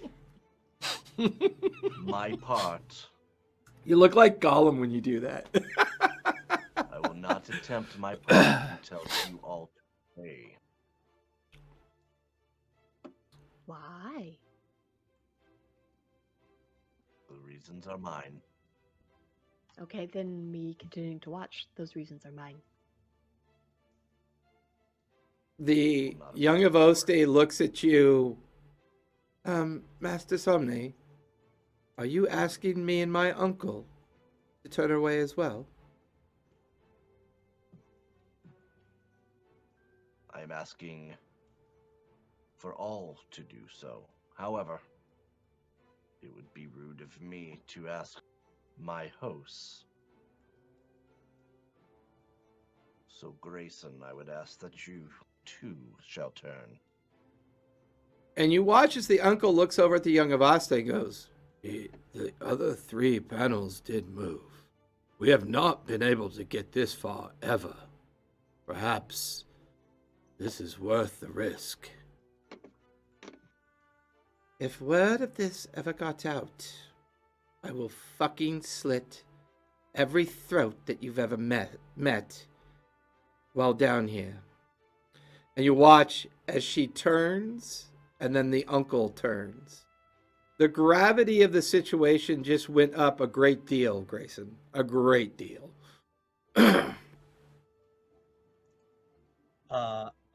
As the shadow spawn of despair, looking all like, oh, will walk up to Grayson and attempt to like turn them by the shoulder.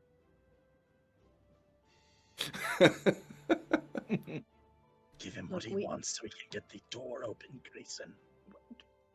Yes, I might. But I think that Somni, you need to learn that we have to trust each other to some extent. We've all given a lot. I know that you're trying to keep it from us that you know how to use magic. But cat's out of the bag on that one. I don't think it's going to do any harm to just watch how you open this door. I am trusting him by turning my head. I'm not talking about you, I'm talking to Somni.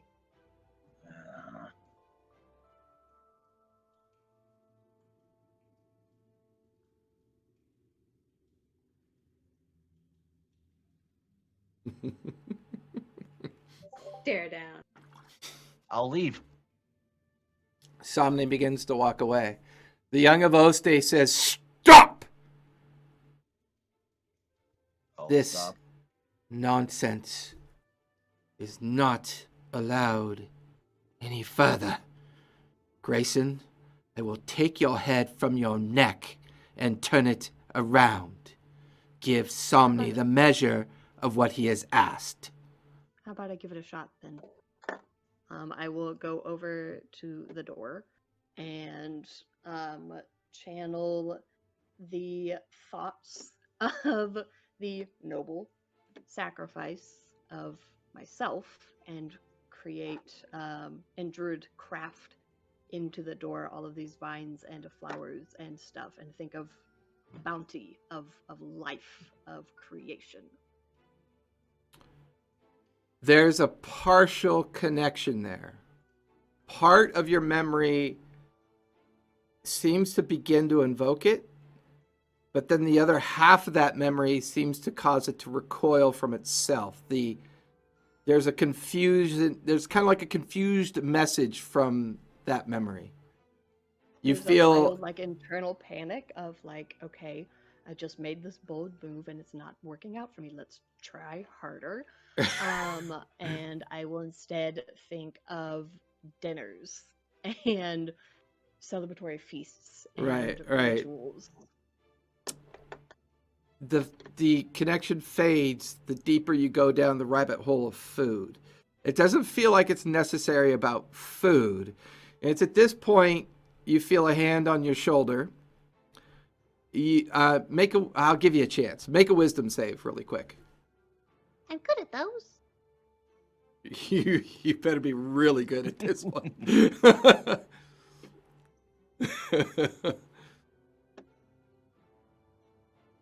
21? DC was a 23. You feel this calm come over you, and you're wondering why your best friend in the whole wide world seems so perturbed. And you hear her lilty voice, "Grayson, please come with me and let's go stand over here for just a minute and have a conversation." And the two of you... First of all, I hate it. Second of all, I do. The two of you walking away, the uncle acknowledging the young Avaste's... The young Avaste seemed to be holding back quite a bit in this reaction. Piques his interest. "Somni, if you would continue, please." And then all faces are now currently turned away from you at this point. Opening up all of the psychic, empathic, mental powers that are instilled from birth or creation of the Kalishtar, Somni will approach the door. He will raise his hood. His hood goes up over his head, and he takes a water coin from his purse, looking at it, feeling it, knowing the power of what this is worth. And with his left hand, he touches this panel, the bounty panel, and a myriad of thoughts and memories flood as he sees and hears what has happened. He thinks not only of the food and water and knowing that, this is all part of the bounty, but he also thinks of, and describe the scene one more time so I can just get this thought in my head. Imagine a stone relief panel of many small figures enjoying the bounty of both the land and of their celebratory nature. Yeah. The expenditure of effort to achieve this bounty. Yeah. And Somni takes his memories of the past and partners them with his future hopes of a world coming together and a huge celebration, and knowing what the celebration could entail. And he Did immediately you did you Go just ahead. Did you just Coca-Cola me? I did. And invokes the coin in his hand in celebration, and adds those thoughts to that panel. Okay. All of you begin to hear a noise. All of you turning around. The effect on you, Grayson, suddenly dissipates with the lack of effort and concentration from the young Avaste. You immediately read on her face this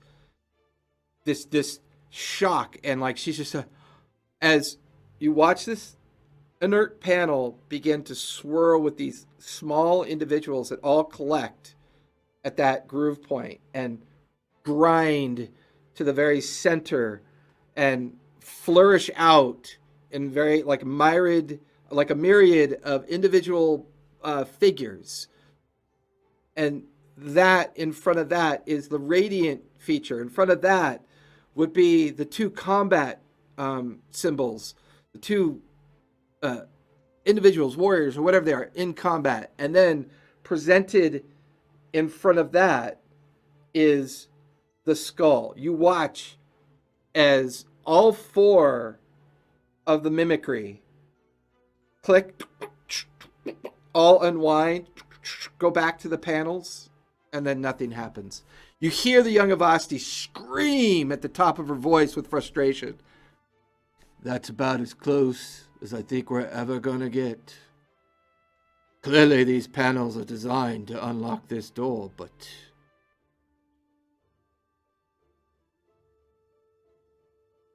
What was it missing? What was it missing? It was Blood. so close. Blood? Why blood? All Like four, just I'll say you guys did really good for your first attempt. All four of you give me insight checks really quick as you're trying to figure out what this is. Why did that not work? All right. 7. 13. Okay. I'm brilliant. I'm not wise.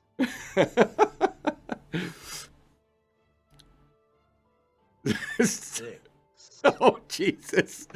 19. Grayson. Grayson, save us. Thank goodness. Save us, Grayson, as you stand there looking at everybody's bewilderment, the Avaste seething with a level of frustration and anger that hasn't quite slipped from her usual neutral decorum that she presents on a regular basis. The uncle seemingly disparaging of the attempt. You're not sure why you didn't see it before, but all four of these panels represent the continuity of life itself. The things that make up all the challenges of life, whether it be then or now, represented differently here, but they seem to have that common theme. And the one common theme that you weren't thinking about before that kind of settles into your brain, the one common theme is the order of life. Life has an order, regardless of your belief system, your reality. There is creation, there is bounty, there is war, and then there is death. You begin to realize that you did it backwards. All right. So I look around at everybody that is clearly having a struggle bus of a time. Staring at this. That's my saying. I watched the Rad Brad.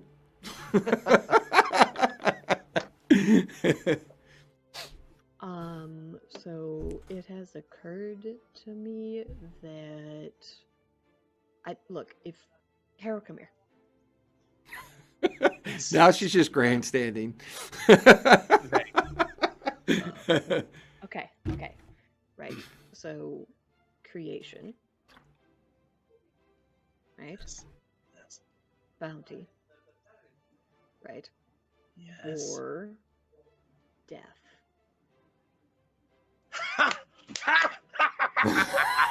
everyone, once again. This time with feeling.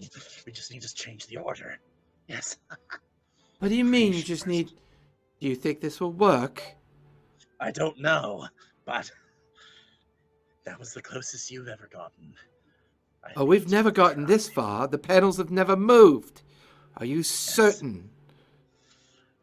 The uncle stands away from the stone table, bringing over his scribing equipment, standing next to the young Avaste with his equipment at his chest.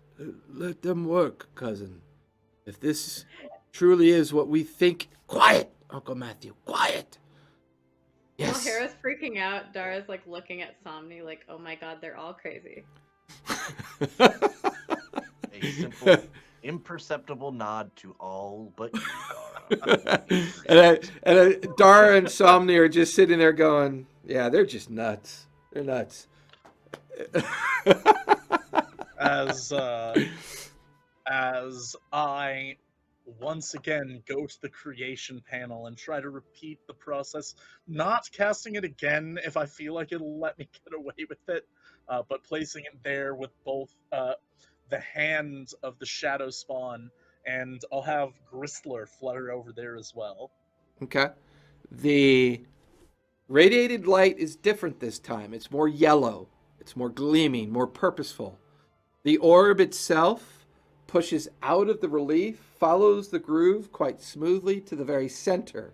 It pulses and then sets back deep into the center of the door. Bounty now. Everyone give Somni space again. Come on. They all easily react. Grayson, what do you do with that remark? I fully look at Somni and do the most petty thing I think Grayson has and will ever do. I fully burn a spell slot and cast blindness on myself. Okay. The uncle and the young Avaste turn away. You recognize the spell effect, Somni, so it's equal to your expectations. And you repeat the process as well. Repeating that process, this time the figures flourish out and back in, and they dance amongst their grooves, and they settle in front of the emblazoned sun. The shadow of their small figures emblazoned back against the light of the sun.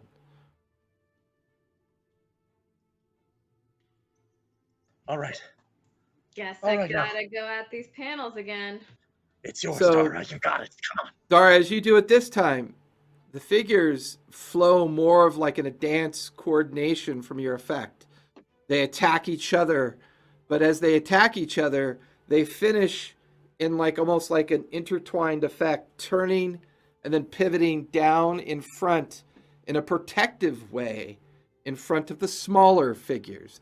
The sun emblazoned behind, the small, hopeful figures enjoying the creation, protected by the two warriors in constant, perpetual battle, similar in appearance, but different in gender. And it's in front of the small figures, leaving the final panel to a rather blind and frustrated Grayson. I'm seeing Grayson blind. I only kind of noticed this. I'm like, come on, Grayson. Well, I mean, I can end it early and see stuff, but no. We'll spin Yes, her I around totally 8 end it. times and hope she finds it. No, I will go over to the door, but let's see. Let me see. Double check one thing real quick.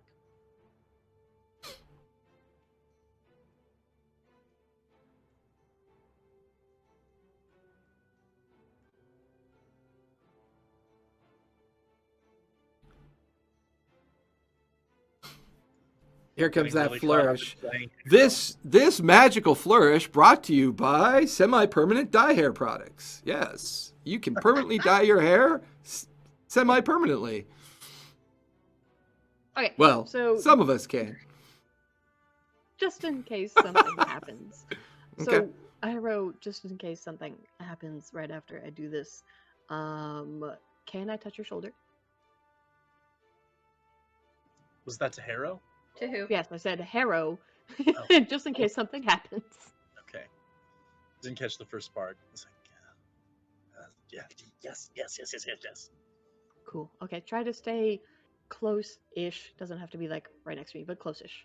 Alright. I will cast Warding Bond on myself and Harrow, and then go over to the door and try to summon up that memory again. And while I do so, because I spend so much time meditating on it anyway, try to pick out further details amongst the fuzz. Okay. As you do that with an expectation of different behavior, because the different order, the continuity that you followed, right to left, the passing of time, the way life moves, the continuity of expectation, the way things are supposed to work. Birth, life, war, death. These are universal beliefs that can easily transcend all manner of time and species and lineage and belief systems. You pour that same effect into the panel.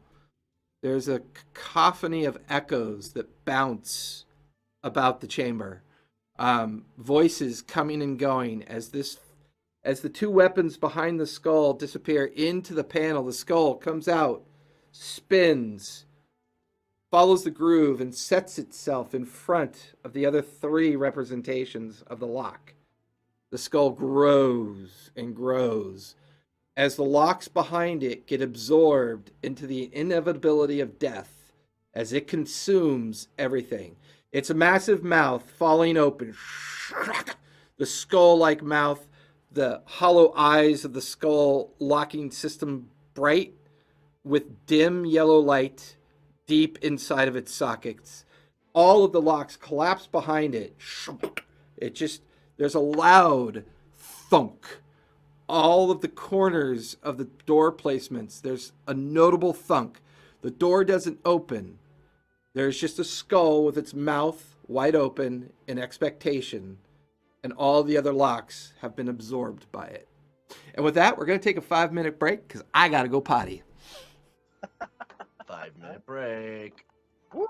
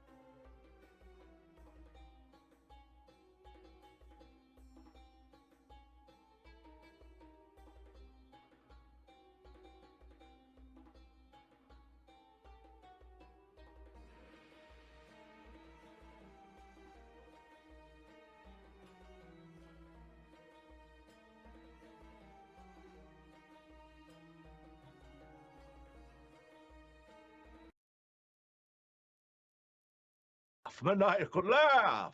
Oh, boy. Thanks, everybody, for that brief respite. My bladder thanks you. My pants thank you. And my socks thank you. That would have been a wonderful, wonderful.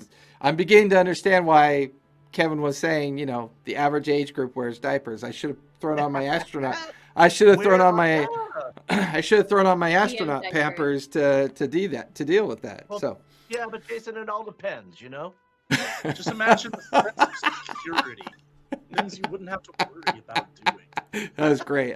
I see what you did there, until buddy. later, and then you Yeah, have to you change do. your own diaper, and Then far worse, probably. And you have to do that powder. A little inconvenient. So with that, an Uncle Matthew who is now scribbling furiously to mimic and copy down as much as possible. A young of us, going up towards the door, just looking at it with reverence and awe. The four of you standing back to examine your handiwork. It would seem that the other three emblems have been absorbed by the fourth. A 2-foot tall by 1 foot wide representation of a skull with two small yellow gleaming points in its eye sockets and a mouth distended and open underneath its upper jawline. The door's still locked or secure as far as you can tell. Nothing has opened. You did hear the thunk of perhaps fulcrums or pivot points releasing to this point, but the door still seems to remain closed at this point.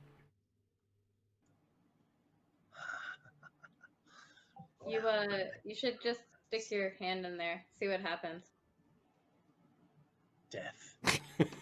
Grace Hold on, Grace Grayson. is like, no problem. She sticks her head in. Hold on. Why don't you let Philip crawl inside? because I love Philip. Listen. That was the gate of death that opened it. It may be calling for death in turn. We should be careful.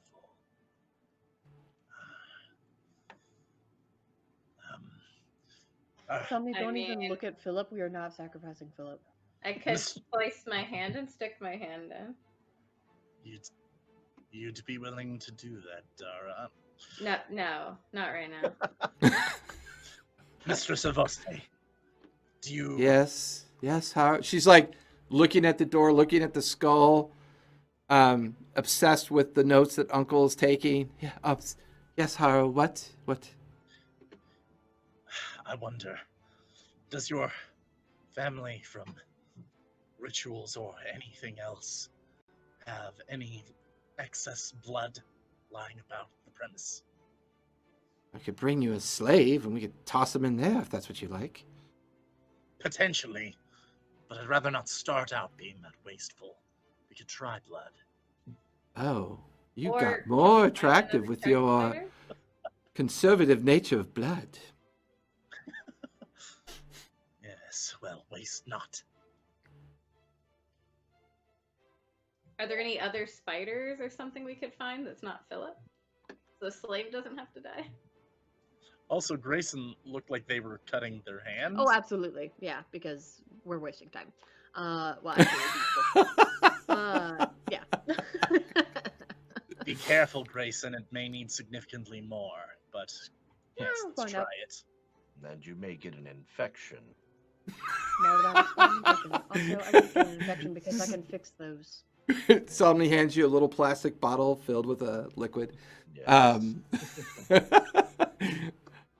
So you guys watch as Grayson, a streak of blood pouring down into her wrist and across the front of where she slices, jamming her hand inside this open maw in front of her.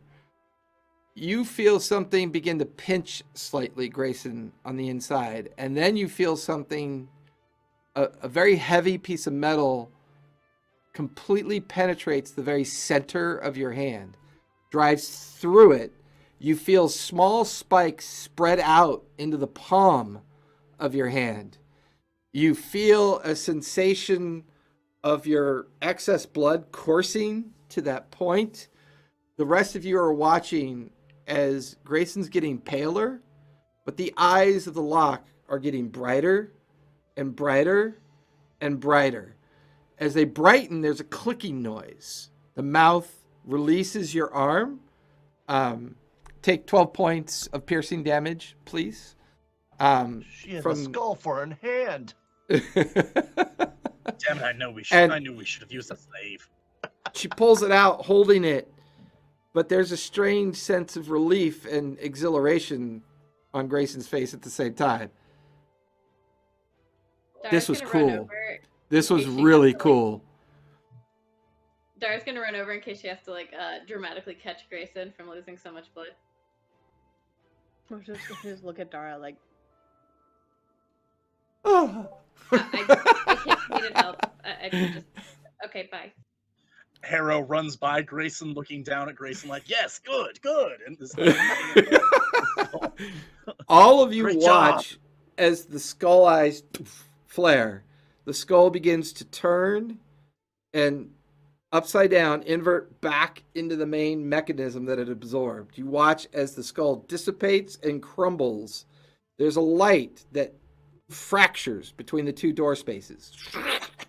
Goes up, and then as the doors tremble for a moment and then begin to gradually, you hear a heavy sound from the other side of the door lift off the ground. And you hear at the very top as the doors completely swing open and the stale smell of organics and must and rot and dampness. You watch as there's almost like this exhaustive kind of that emanates from the doors as they open. The inky blackness inside seems to absorb the very nature of the light of both the braziers and the other light that is in this space, almost to the point where you can't see more than a fraction of an inch as all four of you staring at this darkness in front of you. The Avaste and the uncle busily, working with each other, taking notes, excited with what's going on. There's even a moment there where she seems to be in a familiar kind of self-contemplation, like she's having an internal conversation with someone. We've done it. I need all four of you to make charisma saves, please. Here we go. Good. Somebody's all, here we go. Ooh. 19, Okay. which was a nat 20 for the record. Okay. 25. Nice. Actually, no, never mind. It's 22. I forgot that I have I have bonus on that. It's not just Yeah. wisdom. 4. Actually, that's a 23 for you there, Harrow. So as the four of you stand in front of this dark space, I also got a 5. so what'd you get, Dara? You got a 4, right, Dara? I got a 4. And Grayson, you got a 5? Okay. So for Somni and Harrow, there is this kind of mental psychic energy that attempts to burrow into you. And you can almost feel this exhaustive relief as it leaves you. This sense of something, the tendrils of something just touching you and trying to coax you into the space. Before you even realize that happens to you, you're watching as both Dara and Grayson disappear immediately into the darkness. You cannot see them, Darkness will chill. and you cannot hear them. And they're not Love there it. anymore. When you say disappear, are we talking like David Copperfield disappear or No, walk they away disappear? they walked into the darkness. All right. They're running in. Quick, torches! How Yes, are you going in after them? Yes, I can quickly brush up myself either a bonfire or a firebolt as I pull out my own torch. Okay, you watch as Harold races into the darkness right past you, Somni. I will stroll Claim into the everything for darkness. themselves. As you cross the threshold, Somni, you hear the young Avaste call out and scream as the four of you are plunged into darkness, the torch useless to penetrate the darkness.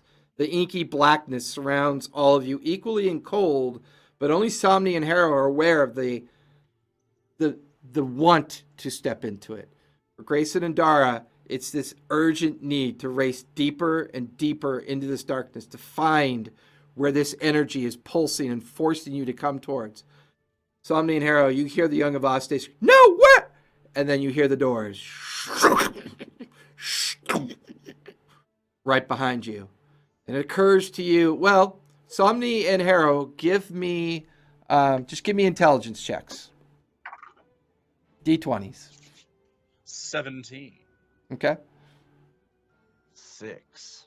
Okay. For you, Harrow, the nature of this door, the nature of how you guys triggered it, this is old magic. This is magic that's both thrilling and terrifying at the same point. This is something you've never experienced before, but it kind of makes sense that you've been in ruins before where the invoker of a spell, or that one who invokes something, is usually allowed to pass. This door of memory absorbed the 4 of your actions and memories, therefore allowing you to pass. You don't get the feeling the door affected Dara and Grayson. You get the feeling that something else has encapsulated their minds, their psyche of existence, and is pulling them deeper. The two of you, aware of at least the tangible feelings of the surroundings near you. You're still standing on a floor, but it's beginning to decline and descend. It begins to arch slightly to the right as the two of you follow it. Harrow, Somni's there. You reach and you brush his arm, and the two of you are aware of each other as you're trying to figure out where to go. Dara and Grayson, go ahead and give me charisma saves, please. That went so well the first time, though. It only gets harder from here. 7. 7? 23. 23. Grayson, your wits come back to you. You're standing in pitch darkness. It's so black, you attempt to bring your hand up in front of your face, and you can't even see your own hand. You don't know if there's a nature to this or what this is. Dara, this feeling of being pulled, you could feel the tendrils of energy coalescing around your physical form, bringing you deeper into this area, this space. And as you're not sure how much time passes, you're not even sure how far you've gotten. You feel the surface, you feel the granite-like surface, but it's plodding a little bit. You don't see it, but you feel plumes of dust coming up near you, and the only reason you know is you go to wipe it out of your eyes. There's now dust. There's the smell of decay and rot permeates even more, but the mildew, the must, it doesn't matter as you race deeper and deeper. And then as you stop, you feel the separation of the psyche effect, that you can actually feel it drift away from your brain, and it falls free of you, and it's still you can't see, it's still very dark, it's cold, the smell, the must. You reach down and you pick up a handful of undisturbed dust for who knows how long. And then there's a small glimmer of light in the very center of wherever you are. You're only assuming it's a center, but it's eye level to you. It must mean there's a center. And it's slightly pulsing and glowing. You watch as it floats up, and then there's a crescendo of energy, like static, racing off the walls, up the chamber. Suddenly, the darkness dissipates. Grayson, you watch as you hear this kind of rush by you. The darkness dissipates. Somni and Harrow, as the two of you are standing in this corridor, rebounds beyond you. All the darkness fades. This strange, artificial, luminescent light pulsing through the space. Dara, as you stand there, this chamber begins to the energy pulsing deeper and deeper, this endless chamber, distorted buildings leaning from above, crumbling ruins collapsed underneath.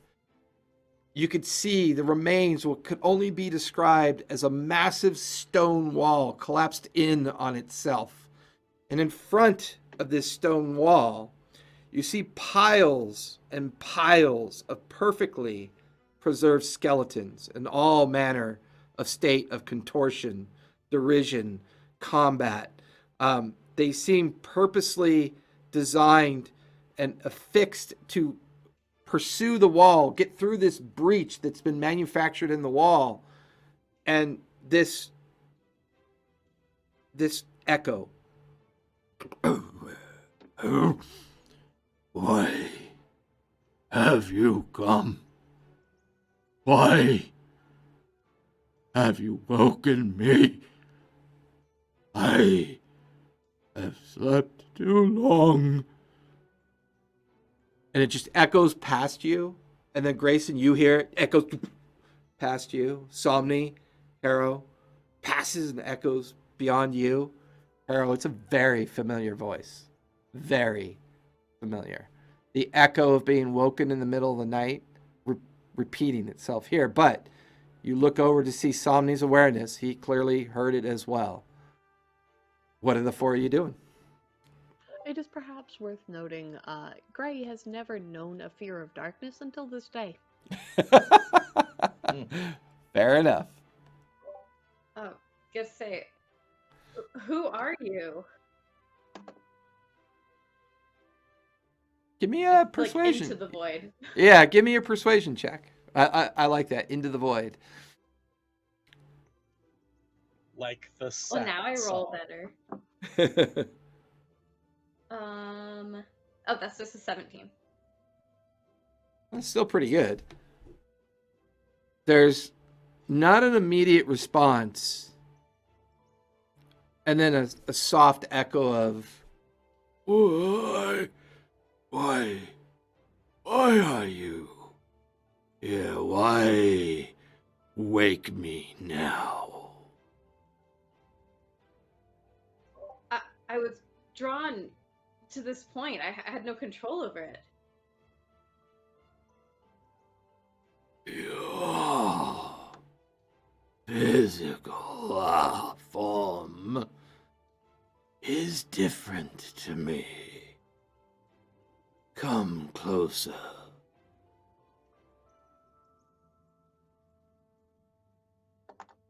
Probably a bad idea, but I'll do it.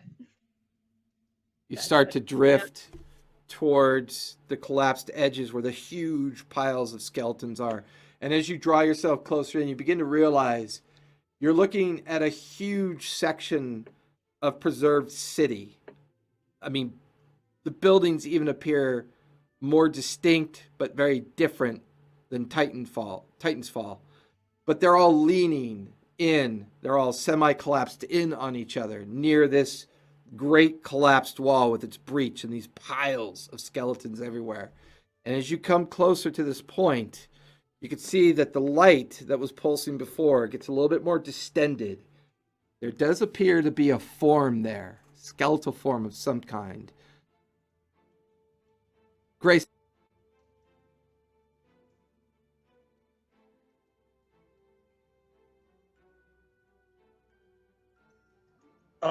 Jason, I think we've lost audio on you. Somebody has cast. That is so silence. weird. For some reason, every now and then my microphone taps out. I don't know why it does that. Very strange. So with that, Grayson, Somni, and Haro, what are you doing? You heard another conversation start up with Dara.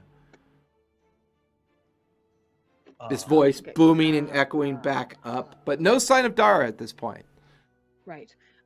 Hey, something obviously you guys can hear the voice, obviously, but that thing grabbed our brains for a second, and I think it still has Dara. This is... I've only felt magic this old, and this powerful one other time. Whatever is here has secrets to tell. I'm going to need you to look slightly less excited about the prospect of the fact Dara has Cthulhu in her brain. I don't know what that is, but whatever it is, we can cut it out, I'm sure. Come on, let's find Dara.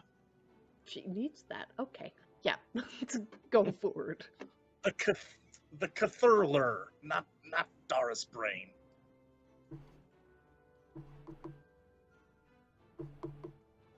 Now what are you guys I doing? look around at everybody like they're crazy while I go try to find Dara. That's a So we unique can't look see that anything Grayson still? has. Is that what that?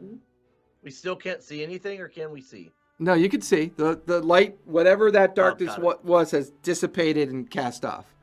Yeah, you just don't see And where I have a torch.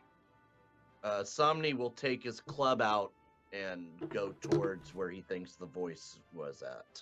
What an Okay. iconic weapon choice for Somni. I love it. So Harrow and Grayson, you watch as Somni begins to descend deeper and deeper down the chamber, following what he thinks is the point or the source of the voice. What are you I two will doing? take the center position in the column behind him. Okay, you follow quickly behind I will Somni. frustratingly take the back, I guess. Dara, as you find yourself getting closer and closer, this wall is getting bigger and bigger. There's more piles. There's remains of individuals perfectly preserved in some state or another of either throes of death. You can see a smattering of skeletons that have been crushed and destroyed under the weight of a collapsing building. This form is now fully in front of you. And you said it was like a skeletal form? Yeah, it's skeletal, but with sinew and skin still attached to his body. His mouth opens and distends with a echoing voice at the same time.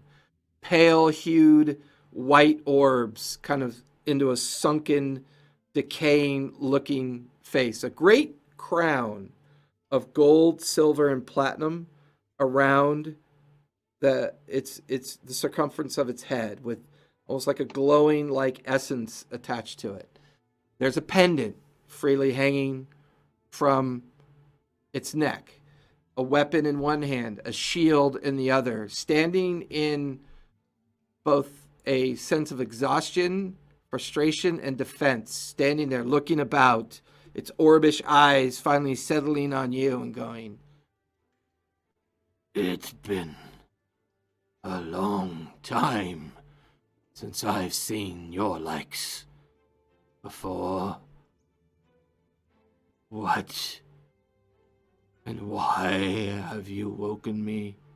Why now? For so long I've stood here in defense.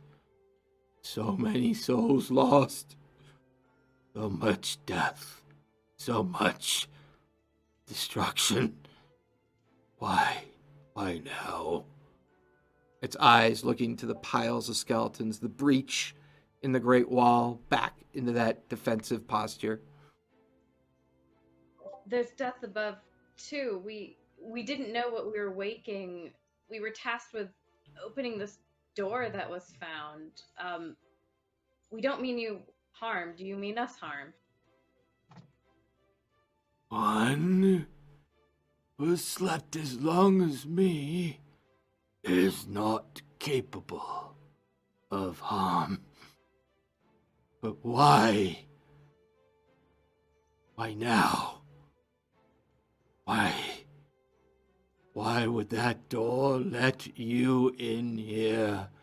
And the three of you come down the remains of the tunnel just in time to see the form of Dara way off in the distance, having a conversation with a speck of light.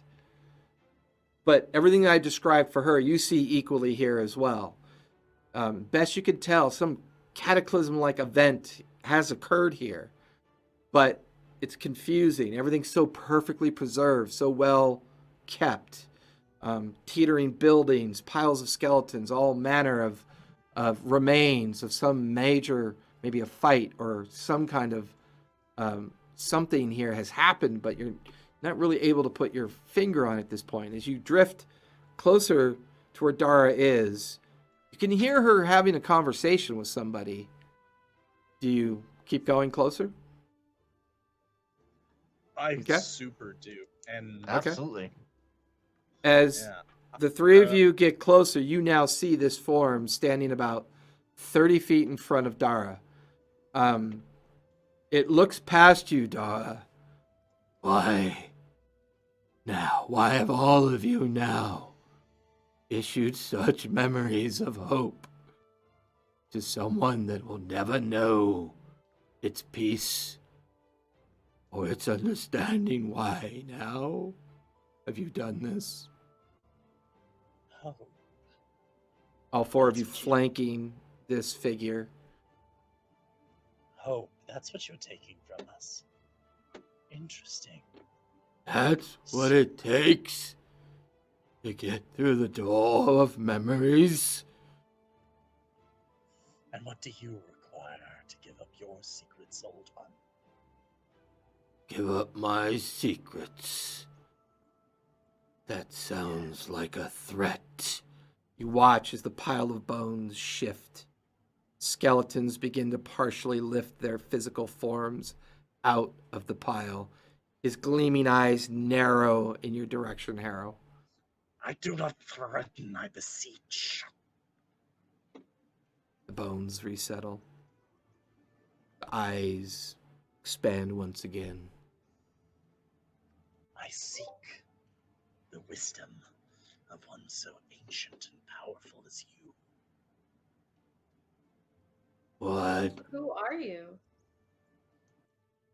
if you do not know who I am? Then you do not know why I am. His eyes narrow. The bones begin to shift again. You are here to steal me. You are here to take what I have fought to defend and covet for so long. Bones do begin not to know. rise. No. Bones are rising. Dozens upon if I dozens of may. skeletons rattling, coming together. I will walk up ahead of everybody. You said that we had to give up hope to be able to make it through the door. I don't think that that's strictly true. I was able to hold on to some of it still, a small piece at least, and I will make snowdrops for him. A flower that represents hope. As you begin to craft that, you watch as his features soften. To sacrifice your memories without knowing what you could possibly find is in itself an interesting understanding of what it takes to bring yourselves into this place. The door of memory is something that I fashioned myself before I entombed myself in this place. For know this, you stand at the wall in the breach of the gates of Uthodon Ambercrown, Lord of Arcanum. And that's where we're going to finish tonight. Woof. And you're Lord of Luther, Arcanum, you say? Luther done Amber Crown? Uthodon Amblecrown, Lord of Arcanum. That answers that question that I was going to have for him is if he had to get rid of his memories. You know. Sorry, He Dorn? remembers his name, so he's off to a good start. Uthildorn, Uthledornn. Amblecrown, Amblecrown, Lord of Arcanum. Ooh, I'm hoping that this is our new squad leader. I'm hoping that this is the person we keep going back to for missions now. Guys, What's wrong with the bulletin board? What's wrong with the bulletin board? Yeah, I mean, come No, on. Haro. What's wrong with the bulletin board, Haro? No, but Bone Daddy? Come on. Well, Guys, That you know what? That gives me some ideas. That's actually Oh God. What if Daddy's we go- been boned. No. What if we go Bone back to daddy, the surface and I my- forget who Philip is? What if I forgot the worst day of my life? Am I sane now? Oh God! Oh, me. I'm way more well adjusted than I was. I don't. Did you forget your ultimate baby defense? I don't know. Maybe I'm not so like desperate and like clawing for things now. I don't know. Oh my gosh! Oh my God, that's awesome. You guys did so. I mean, I really was proud of how well you guys handled the door. I mean, but the look on your faces when the lock undid itself was class. Oh my That was gosh, just great. no. It was so cool. upset. Straight up, Jason, I hate puzzles. I hate I the hate most. puzzles because Kevin feels dumb, not Somni. Yeah, no, this is the most fun I've ever had.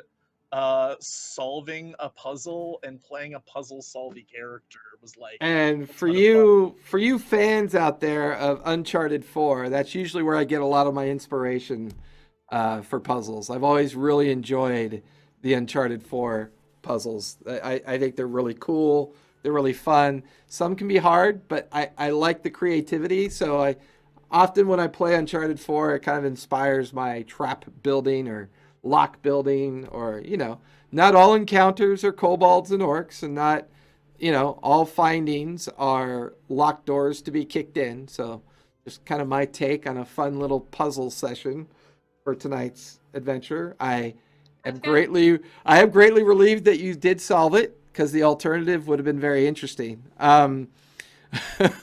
So with that, Aren't you glad somebody asked the door his name? you know what though? Here's the crazy thing, right? So when I built it, the door was a relic, and then the panels were the triggers, and that was the magic, the old enchantment and abjuration magic of the overall effect.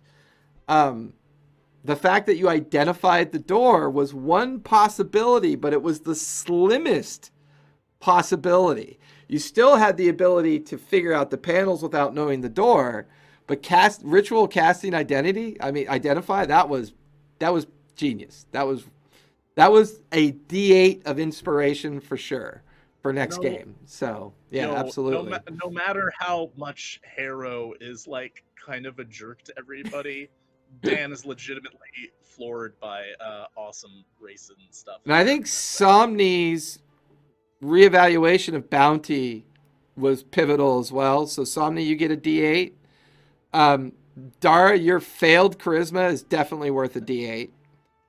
And well, I mean, to a certain degree, I think mine should be a D6 in comparison to. Why is failing worth a DA? Because failing up. Failing forward is not always a negative, right? The fact that you rolled so poorly on your charisma made you a willing interactive with the essence of the creature. Had all four of you more by failing than by saving. Yeah, absolutely.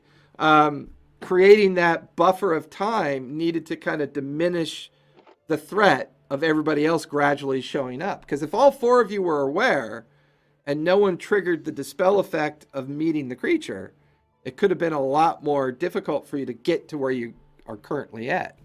And Harrow, obsessive, crazy wizard. I love it. It's always worth it.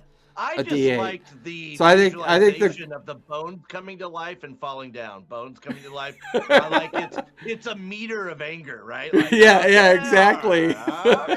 Trigger, calm. Yeah, I was trigger, like, there's trigger. bones everywhere. Ray must be over there like, so many friends. I know. It's gonna be the Mickey Mouse Club in a second, but how many names? Tom, they give- Chris, they give all Jill, of them. Jane, Jimmy. Yeah. Yeah, how There's many like a names whole did they army give of Skellies now following Grayson back up to the Romper, surface. bumper, stomper, boom. Yeah. Nobody went through the obvious joke of, is that skeleton standing up, or are you just excited to see me? Hey. Hey, That skeleton was very erect. Bone Daddy. Bone Daddy. Skeleton All became right. very erect. All right, everybody. As always, we're here every Friday night from 7 to 10 West Coast time. So I hope everybody had fun on a Friday night. That's what Fridays are for. So as always, we post our back sessions on our YouTube platform, or you can go to Twitch and look at our previous sessions that we have. Basilica of the Cudgel, Sunday night, 6 to 9 p.m. West Coast Standard Time. You will see me, Kevin, and Shannon as well on that session, where we explain to Zio that we have used him as a pincushion, and he is now a doorstop for a T-Rex habitation terrarium. He'll believe us because, you know, he's Zio. Well, Rumble Belly says it's true. I believe Rubber he was bellies supposed to like keep him the out of the internet. combat and shoot a short bow, but somebody said that he needed to punch But people. but so- Rumble Belly is like the internet. If Rumble Belly says it, it's It's automatically probably true. incorrect. All right, everybody. As always, please stay safe out there. Thank you for joining us. Be kind to each other, and you know what? The most important thing of all, don't forget to play a game. See you, everybody. Thank you.